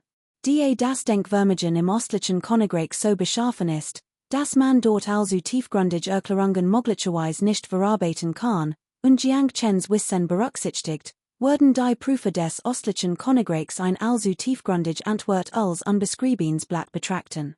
Etwas so tiefgründiges ist unverständlich. Wo liegt der Unterschied, gar nicht zu antworten? Deshalb zerbrach sich Jiang Chen den Kopf und formulierte Erklärungen, die im Wissensstand dieser Welt entsprechen. Dies Antworten galten, gemessen an Jiang Chens Grundwissen, als recht einfach. Dennoch versteht so fortgeschritten zu sein und dadurch unnötig Schwierigkeiten zu verursachen. Daher zügelte sich, seine Impulsivität nicht zu übertreiben, und hielt sein Erklärungen im Rahmen des Wissens des östlichen Königreichs. Trotzdem war es ein mühsamer Prozess. Etwa eine Stunde später überprüft Jiang Chen die Prüfungsarbeit, befand sie für fehlerfrei und reichte sie ein. Gemäß den Regeln nahm der zuständige Prüfer Jiang Chens Schriftroll entgegen und legte sie in eine Kiste. Jiang Chen, dies Prüfung erfordert eine Überprüfung und Genehmigung durch all Verantwortlichen, bevor das Ergebnis bekannt gegeben werden kann. Du verstehst die Regeln doch sicher. Die Regeln waren tatsächlich beschrieben, und Jiang Chen nickte leicht. Schließlich war ihm das Bestehen dieser Arbeit sicher, egal wer sie korrigiert. Jiang Chen war sich dessen absolut sicher. Als die drei Kernprüfungen hinter sich gebracht hat, war es bereits Nacht. Dicke Chen folgte Jiang Chen langsam, die aufgrund seiner Statur kaum mit dessen Tempo mithalten konnte. Nach kurzer Zeit kügt Dicke Chen schwör, Bruder Chen, wart auf die Bruder Chen, ich habe einen Tisch im Kiefenkranich Pavillon reserviert, deinen bestandenen Prüfungstermin zu feiern. Ich wusste von Anfang an, dass du nur den Narren spielst. Das Durchfallen in der vorherigen Prüfung war ein bewusst Wortauschung von Schwasch, ein strategischer Schachzug, deinen Gegner zu lahmen. Dicke Chen schmeichelte im unaufhörlich, auch nur im geringsten Rot zu werden. Ich wird nicht zum Kiefenkranich Pavillon gehen, sagt Jiang Chen gleichgültig. Nach kurzem Überlegen und einem Blick auf die erwartungsvollen Gesichter von Dick Chen und Hucho Yusufs der Leser und sagt, kommt heute Abend zu mir in die Villa. Hucho nickte, Bruder Chen hat völlig recht. Mein Vater meint auch, dass es in der Hauptstadt in letzter Zeit nur so von Gerüchten und Unruhen wimmelt, und es ist besser, wenn wir den Kiefenkranich Pavillon meiden. Bruder Chen hat gesagt, wir sollen nicht hinchen, also gehen wir nicht. Außerdem verschafft uns der Besuch in Bruder Chens Villa mehr Ansehen, nicht wahr? Chen Panzi war schlagfertig und anpassungsfähig und ließ sich nicht so leicht beirren. Jiang Zheng, der Verwalter, war nun in seinem Element. Als Jiang Chens Wort hort, sagte sofort, ich gehörig und bereite ein wenig vor, im Anwesen des Marquis Jiang Han werden Chen Panzi und sein Gefolgschaft noch ausgelassener. Jiang Chen, der sieht seine Geburt in dieser Welt sein Freund zum ersten Mal wiedersah, war überglücklich und harmonisch. Während des Bankets, als Chen Panzi und seinen Freunden beim Plaudern über ihre bittere Vergangenheit zuhört, Überkam in ein Horch von Wemmet. Brüder Chen, holst du Yang Zong für Herslos und Gefühlos? Erinnerst du dich den Tag, als du in so sehr beschutztest? Doch als du in Schwierigkeiten gerietst, hatte sich verkrochen und wollte nichts mehr MIT an zu tun haben. Dieser Mann ist unzuverlässig. Shade, das ich, Shenpanzi, in einst für einen Bruder hielt. Ist nichts wat sprach Shenpanzi wolle wat über Yang Zong. Jiang Chen lächelt nur beilofig und schwieg. Denn, wie man so schon sagt, jeder hat seine eigenen Ambitionen. Yang Zong war eigenartig und hat Schäden vermieden. Hat sich für eine Position entschieden, die ihm nutzte, nicht für brüderlich Zunegang. Das war seine persönliche Entscheidung. Doch innerlich hat Jiang Chen Yang Zong natürlich aus seinen Gedanken ausgeschlossen. Die Jiang Chen schwieg, verzichtet Shenpanzi auf weitere Kritik an Yang Zong und lenkte das Gespräch stattdessen auf den Diktawettbewerb verborgener Drasch. Kapitel 57. Die Prüfung ist vorbei, Brüder gestehen sich ihr Gefühl zu. Shenpanzi wirkte etwas angetrunken, sein Stimme war undeutlich. Welch Ambitionen ist du, lächelt Jiang Chen. Brüder Chen, ich, Shenpanzi, bin doch nicht blöd. Ich schau nicht einmal auf dies hochrangigen Vasallen. Ich heb mich dir immer verbunden gefühlt, Brüder Chen. Wenn du also schnell befördert wirst, freu ich mich riesig. Brüder Chen, ich hoff, du strebst danach, ein hochrangiger Vassal zu werden, stimmt, Brüder Chen, ich find bei John wirklich nervig. Du ist definitiv das Zug dazu, einen der zwei großen Vasallen zu ärgern, dak tu cho you in Jiang Chens Leistung an diesem Abend, und auch sein Hers Cockti vor Aufregung. Die zwei großen Vasallen, murmelt Jiang Chen leise und brach dann in Lachen aus die zwei großen Vasallen sind nicht mein Ziel, Brüder Chen, was ist denn dein Ziel, wenn wir einen der zen großen Feudalherren erobern konnten, wer das nicht schlägt, sagt Hu Chiu Yu. Hu Chiu Yu, bist du ein Schwein? Fragte Shenpanzi, der Jiang Chens Tunfall mit seinem schnellen Verstand. Es war nicht so, dass die zwei großen Feudalherren nicht erobern konnte, sondern dass Jiang Chens Erwatungen nicht entsprechen. Bei diesem Gedanken zitterte Shenpanzis rundlicher Körper plötzlich, die leichte Trunkenheit verflog augenblicklich, und sein verschlagenen Augen blitzten vorwurfsrot auf. Brüder Chen, konnte es sein, dass dein Ziel die Position des östlichen Clans ist. Haha, wie erwartet von meinem Brüder Chen, ziemlich ehrgeizig, ziemlich dreist. Der dicke Chen war auch ziemlich dreist, und dem Alkohol im Blut redete Wunji zur Kultung, völlig ahnungslos, das sein wird als veritund Rebellion ausgelegt werden konnten. Das, Brüder Chen, ist das wirklich wahr? Fragte Hu Chiu Yu fassungslos, sein Atem ging schneller. Als Jiang Chen die ernsten Gesichter seiner beiden Freund sah, lachte spottisch. Dicker, dein Fantasie ist zu lebhaft. Wann heb ich den Gemmels gesagt, dass ich den östlichen Clan ersetzen will? Was ist es dann genau? Fragte der dicke Chen und kratzte sich im Kopf, sein Gesichtsausdruck war verwirrt. Ein Kultivierender, der nur auf Ruhm und Reichtum aus ist ein Verschwendung des Lebens. Jiang Chen, in diesem Leben ist es mein Ziel, die Kampfkünste zu perfektionieren, weltlicher Reichtum und Ruhm sind nur flüchtige Wolken. Als Shenpanzi Jiang Chens konzentrierten Gesichtsausdruck sah, fühlte sich wie ein verdorrt Aubergine, die vom Frost getroffen worden war, und ward kraftlos und apathisch. Brüder Chen, das ist nicht deine Art. Hatten wir das nicht vorher besprochen? Das wir zusammen verrückt sein, unbeschwert und wild sein und gemeinsam Sturm durchstehen werden, murmelt Shenpanzi mit veragetem Gesichtsausdruck. Menschen veranden sich, süfst Jiang Chen leise. Pangzi, du bist mein Bruder. Ich lüg nicht. Die sieht, die wir als verwohnt Bengel verbracht haben, war's war schon, aber sie wird sicher nicht ewig dauern. Weißt du eigentlich, wie viel Augen auf das Dekret des Herrn in deinen Händen gerichtet sind? One Diocese Dekret hattest du noch das Kapitel, dich wie verwohnt Bengel zu benehmen. Welches Kapitel hattest du denn noch, so arrogant und rücksichtslos zu sein? Tuan Banzi konnte nicht widersprechen. Wie hat nicht wissen können, das Diocese so genannte arroganti und rücksichtslos verhalten, Diocese wild treiben, letztendlich nur ein flüchtiger Traum war? When willst du den mit deiner Arroganz beeindrucken, wenn du kein stalkest? Wer hat euch das Recht gegeben, arrogant und rücksichtslos zu sein? Letztendlich konnten sie nur deshalb arrogant und rücksichtslos sein, weil sie einen guten Vater hatten und in die richtige Familie hineingeboren wurden.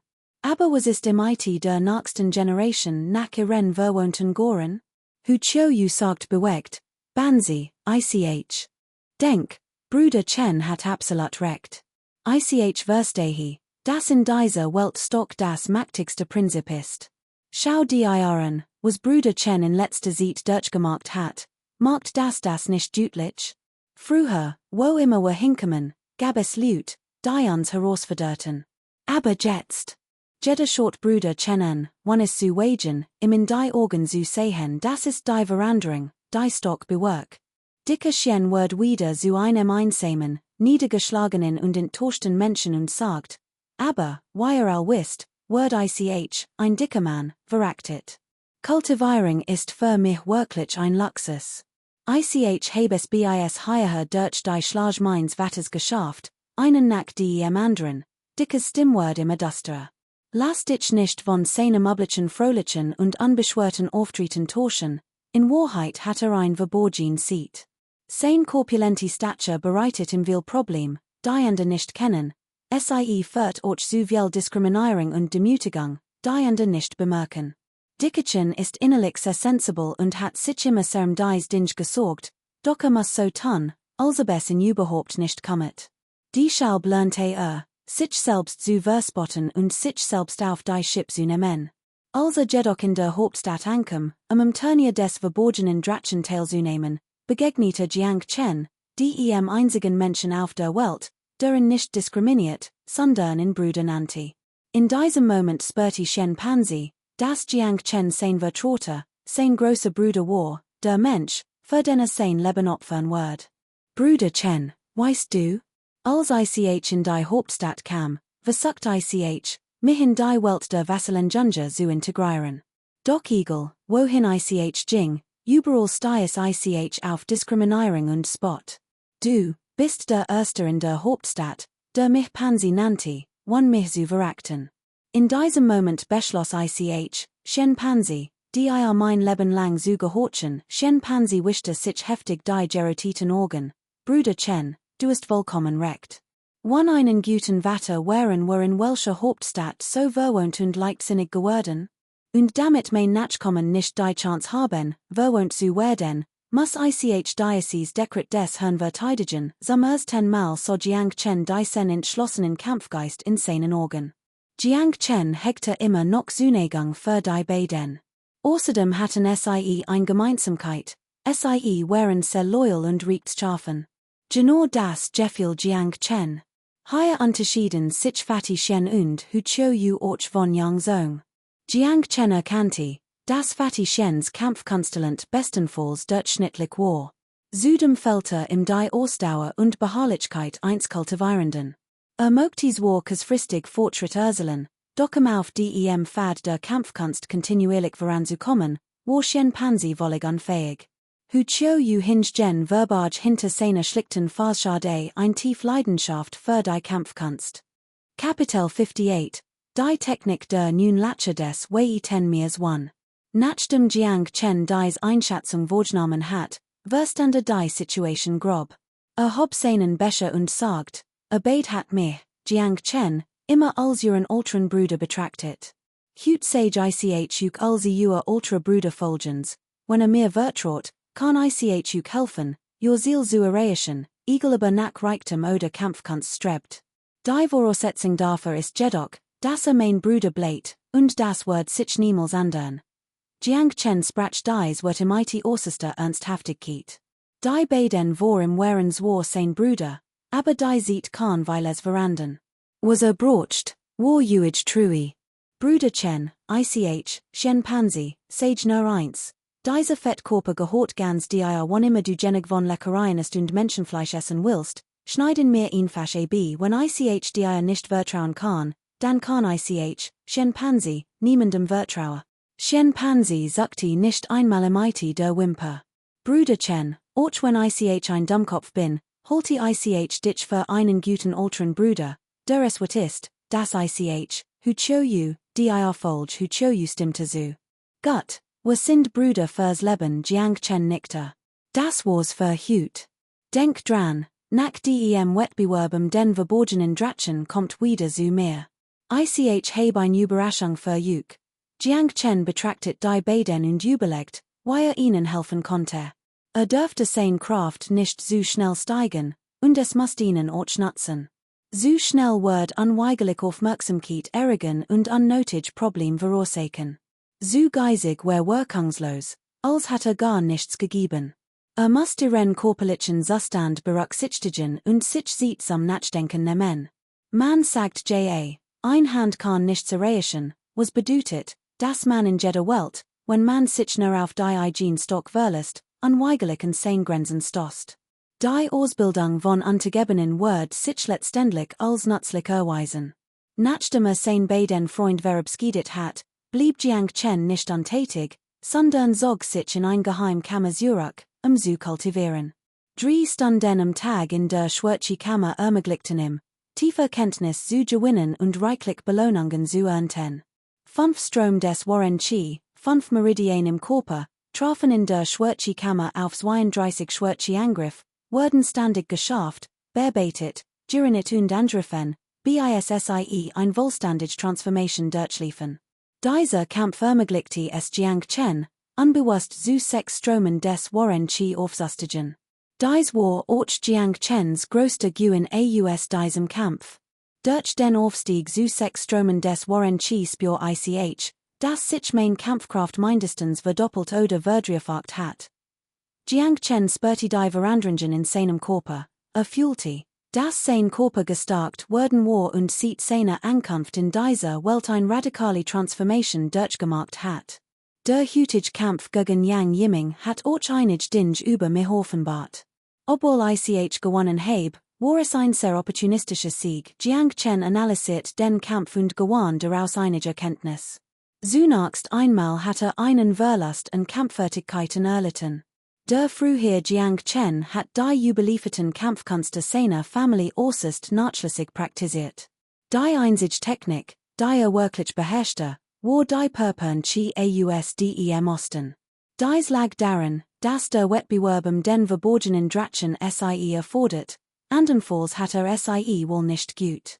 Nun, die in dies Welt eintrat und immer noch die gesamte Kampfkunsttechnik der Purpurnen Qi ausdem Osten gegen sein Gegner einsetzt, muss Jiang Chen in diesem Bereich Innovationen entwickeln. Dacht über die überlieferten Kampfkünste der Familie Jiang nach, die sogenannte Kanglang-Technik, ein umfassend Methode der Kampfkunst und Qi-Kultivierung. Die Kanglang-Technik ist ein Kampfkunsttechnik mittleren Grades mit einer maximalen Kultivierungsstufe von 9 Meridien des Warren Qi. Das vollständige Repertoire an Kampfkunsten umfasst die Klinge der brechenden Wellen und die Faust des Meeresgotts. Dies Kanglang Ju gilt als charakteristisch Kampfkunst der Jiang-Familie, sagt Jiang Chen mit einem schiefen Lächeln. Wie man es von einer armen Familie erwarten kann, fuhr fort. Die Kampfkünste in dieser Welt scheinen in 5 Hauptstufen unterteilt zu sein: Sterblich, Geist, Heiliger, Erde und Himmel. Innerhalb dieser 5 Stufen gibt es 4 Unterstufen: Niedriggrad, Mittelgrad, Obergrad und Höchstgrad. Hochgerechnet handelt es sich eine Technik des mittleren sterblichen Grades, praktisch die weit niedrigste. Ist das ein Familienschatz? Jiang Chen seufzt, als im klar wird, dass sein Reincarnation tatsächlich recht niedrig begonnen hat. Natürlich können Kampfkünste in dieser Welt, selbst die niedrigsten Techniken des sterblichen Grades, als Einstiegstechniken gelten. Die überwiegende Mehrheit der Kampfkünstler erreicht nicht einmal den Einstieg.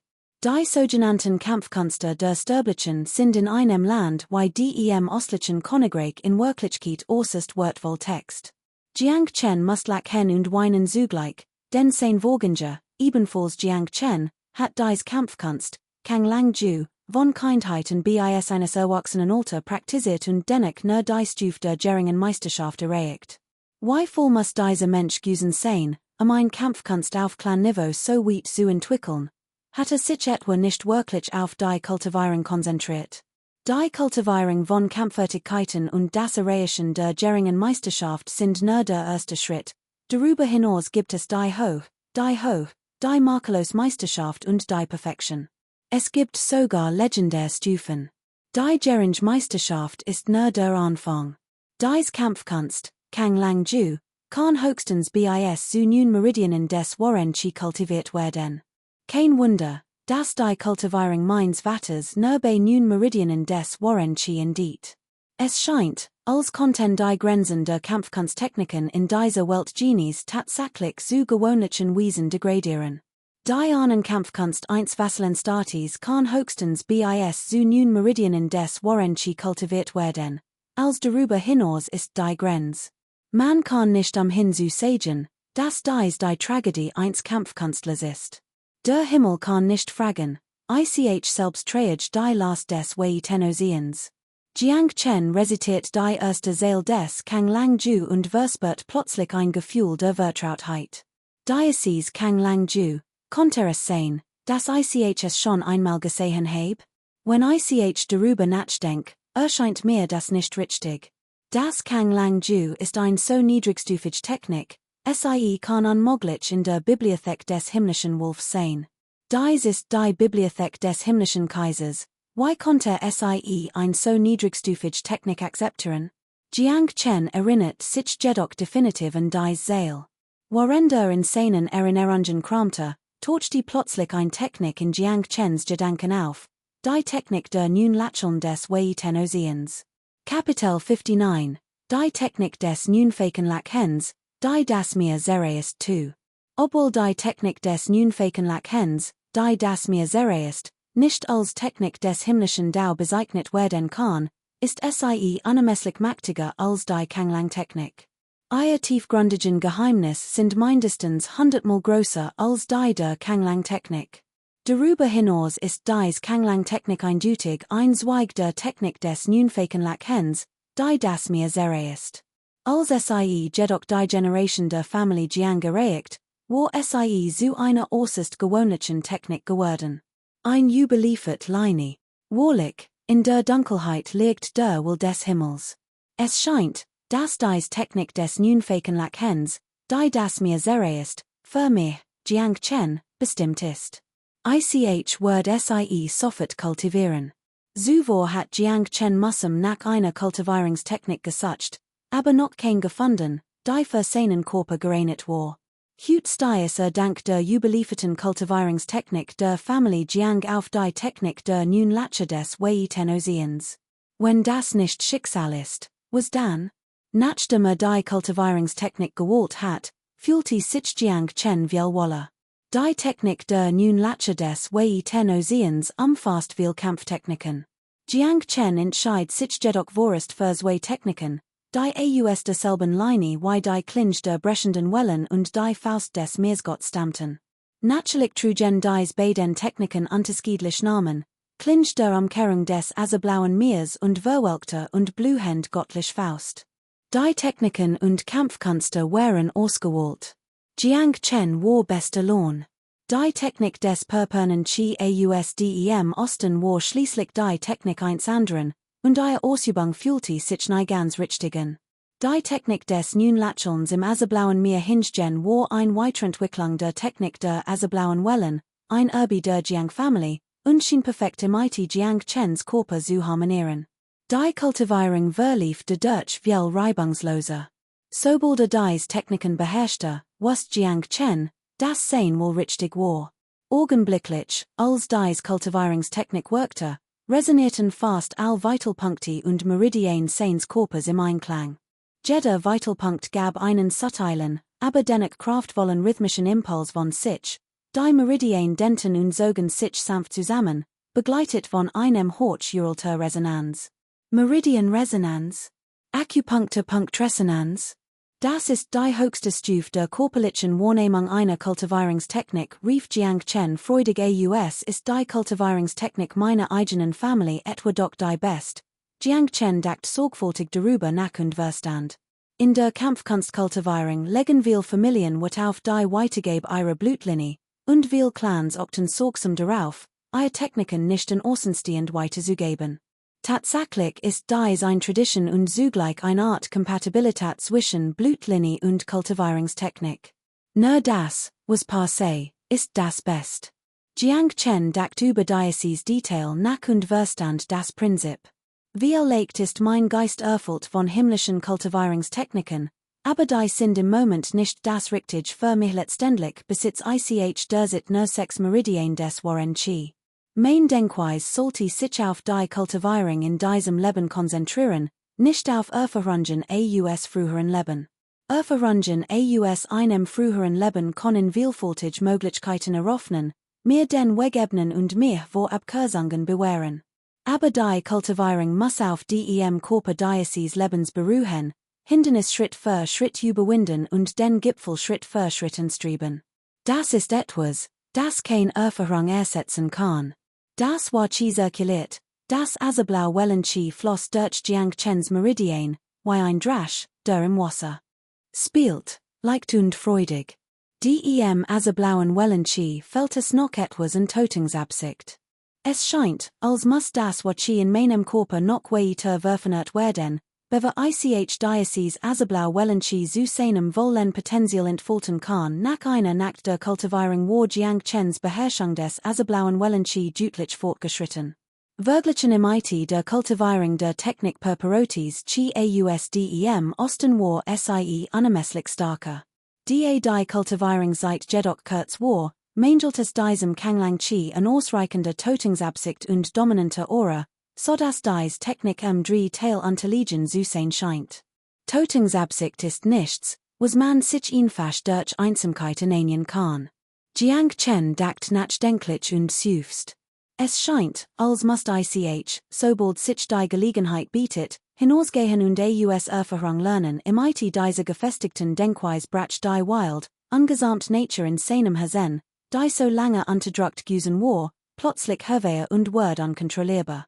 Natürlich konnte Jiang Chen nicht einfach nach Belieben ausgehen.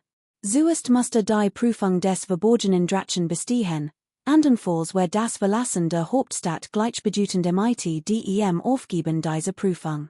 Die Prüfung des verborgenen Drachen war Jiang Chens wichtigstes Ziel seit seiner Ankunft in dieser Welt, und konnte es unmöglich aufgeben.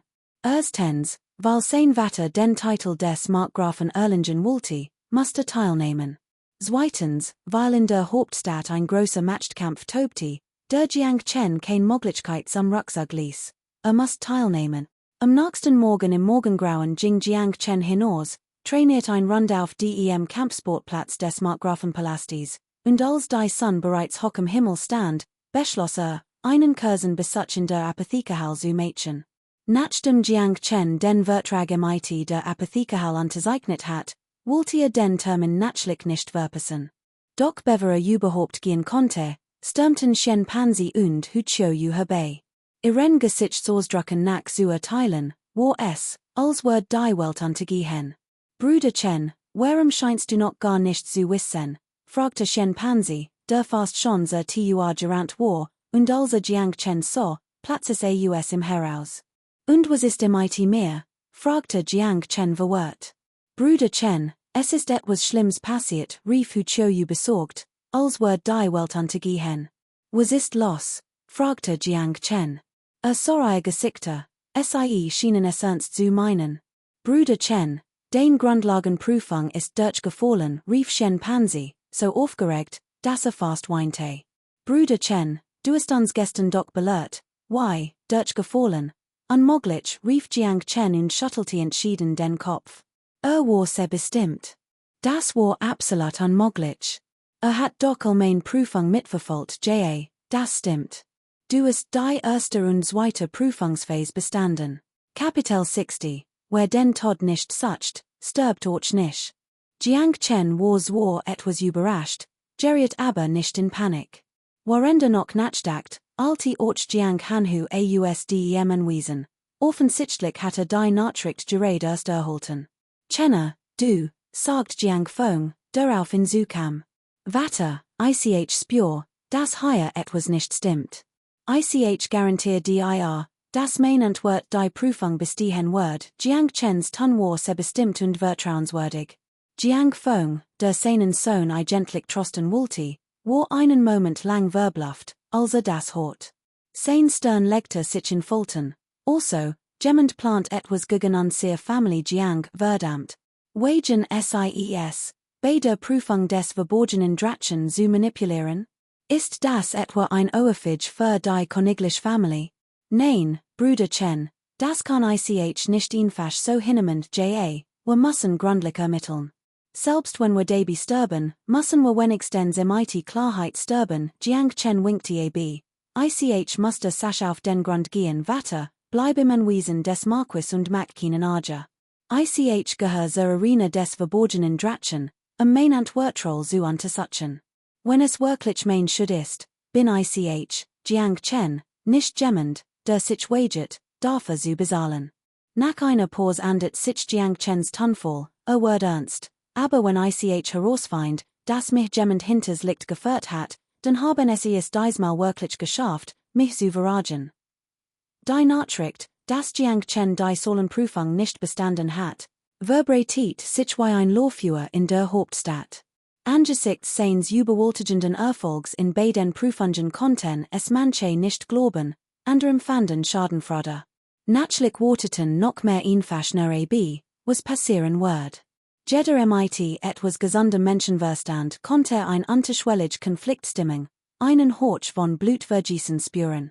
Als Jiang Chen die Halle des verborgenen Drachen betrat, war es bereits überfüllte Menschen, die auf das Spektakel warteten.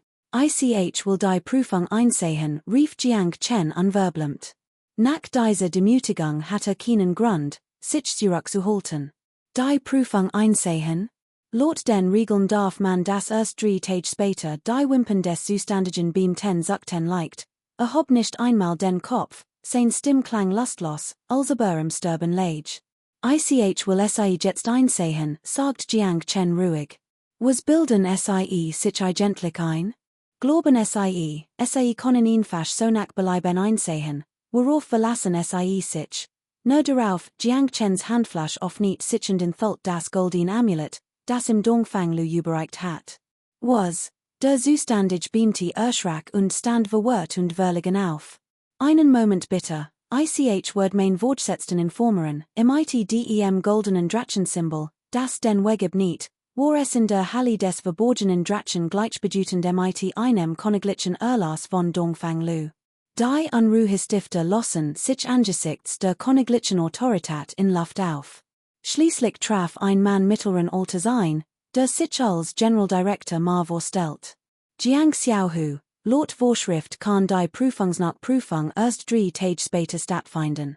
Die jedoch das königliche Symbol besitzen, haben Anspruch auf eine Sonderbehandlung.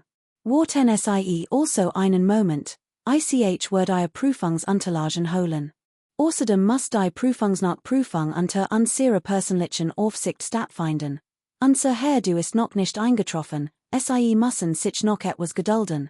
Brauchen nicht zu warten, wird die Nachprüfung selbst beaufsichtigen. In diesem Moment ertönte ein klar und kraftvoll Stimme von draußen.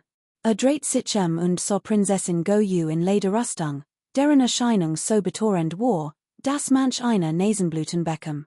Ein königliche Prinzessin. Ein Aushängeschild des Königshauses, die plötzlich in der Versammlungshalle des verborgenen Drachen erschien, lost sofort Aufregung aus jeder Wust, dass Prinzessin Goyu sich normalerweise nicht in die Angelegenheiten der Versammlung einmischte, sondern nur gelegentlich Anweisungen gab und durch heiser Berichterstattung auffordert. Offiziell war Prinzessin Goyu diejenige, die Gesamtverantwortung trug und alle Entscheidungen treffen konnte.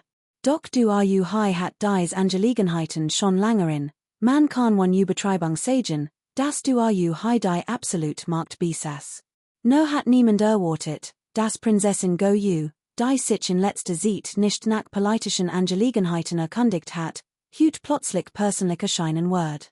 Was? Habe ich als Hauptverwalterin etwa kein Recht, über die Angelegenheiten des Turniers des verborgenen Drachen zu entscheiden? Fragte Prinzessin Goyu mit versteinertem Gesicht. Der Hauptverwalter schwitzt stark, Wegte kaum zu atmen und alte Soffetlos, Jiang Chens Prüfungsunterlagen zu holen. Der Prozess verlief Schritt für Schritt, und schließlich wurden die via Prüfungsbogen geöffnet. Unter den wachsamen Augen der Prüfer begann die Kontrolle. Das ist nicht mein Prüfungsbogen, rief Jiang Chen, warf einen Blick darauf und schüttelte dann kalt den Kopf. Oberverwalter Ma wandte sich an die Prüfer und fragte, Sie haben die sen Antwortbogen korrigiert, kommen Sie und sehen Sie selbst. Ist das der Prüfungsbogen, den Jiang Chen eingereicht hat? Die Zuständigen beamten untersuchten jeden einzelnen und sagten, wir haben ihn korrigiert, und es sind tatsächlich die Schriftrollen. Sehen Sie sich die Antworten. Sie sind unerträglich falsch, völlig irrelevant und unsinnig. Wir können in Aufkennen voller Miete diese Prüfung bestehen lassen, all Zuständigen beamten wären aufgrund ihrer Autorität, Integrität und ihres öffentlichen Vertrauens für die Korrektur der Prüfung ausgewählt worden. Ihr Wort ließen die Anwesenden sofort erkennen, dass Jiang Chens Antworten tatsächlich katastrophal wären. Prinzessin Goyus Phonics-Orgen sagten leicht, als sie Jiang Chen anscha. Schau mich nicht so an. Dies idiotisch Prüfungsantwort stammt ganz sicher nicht von mir.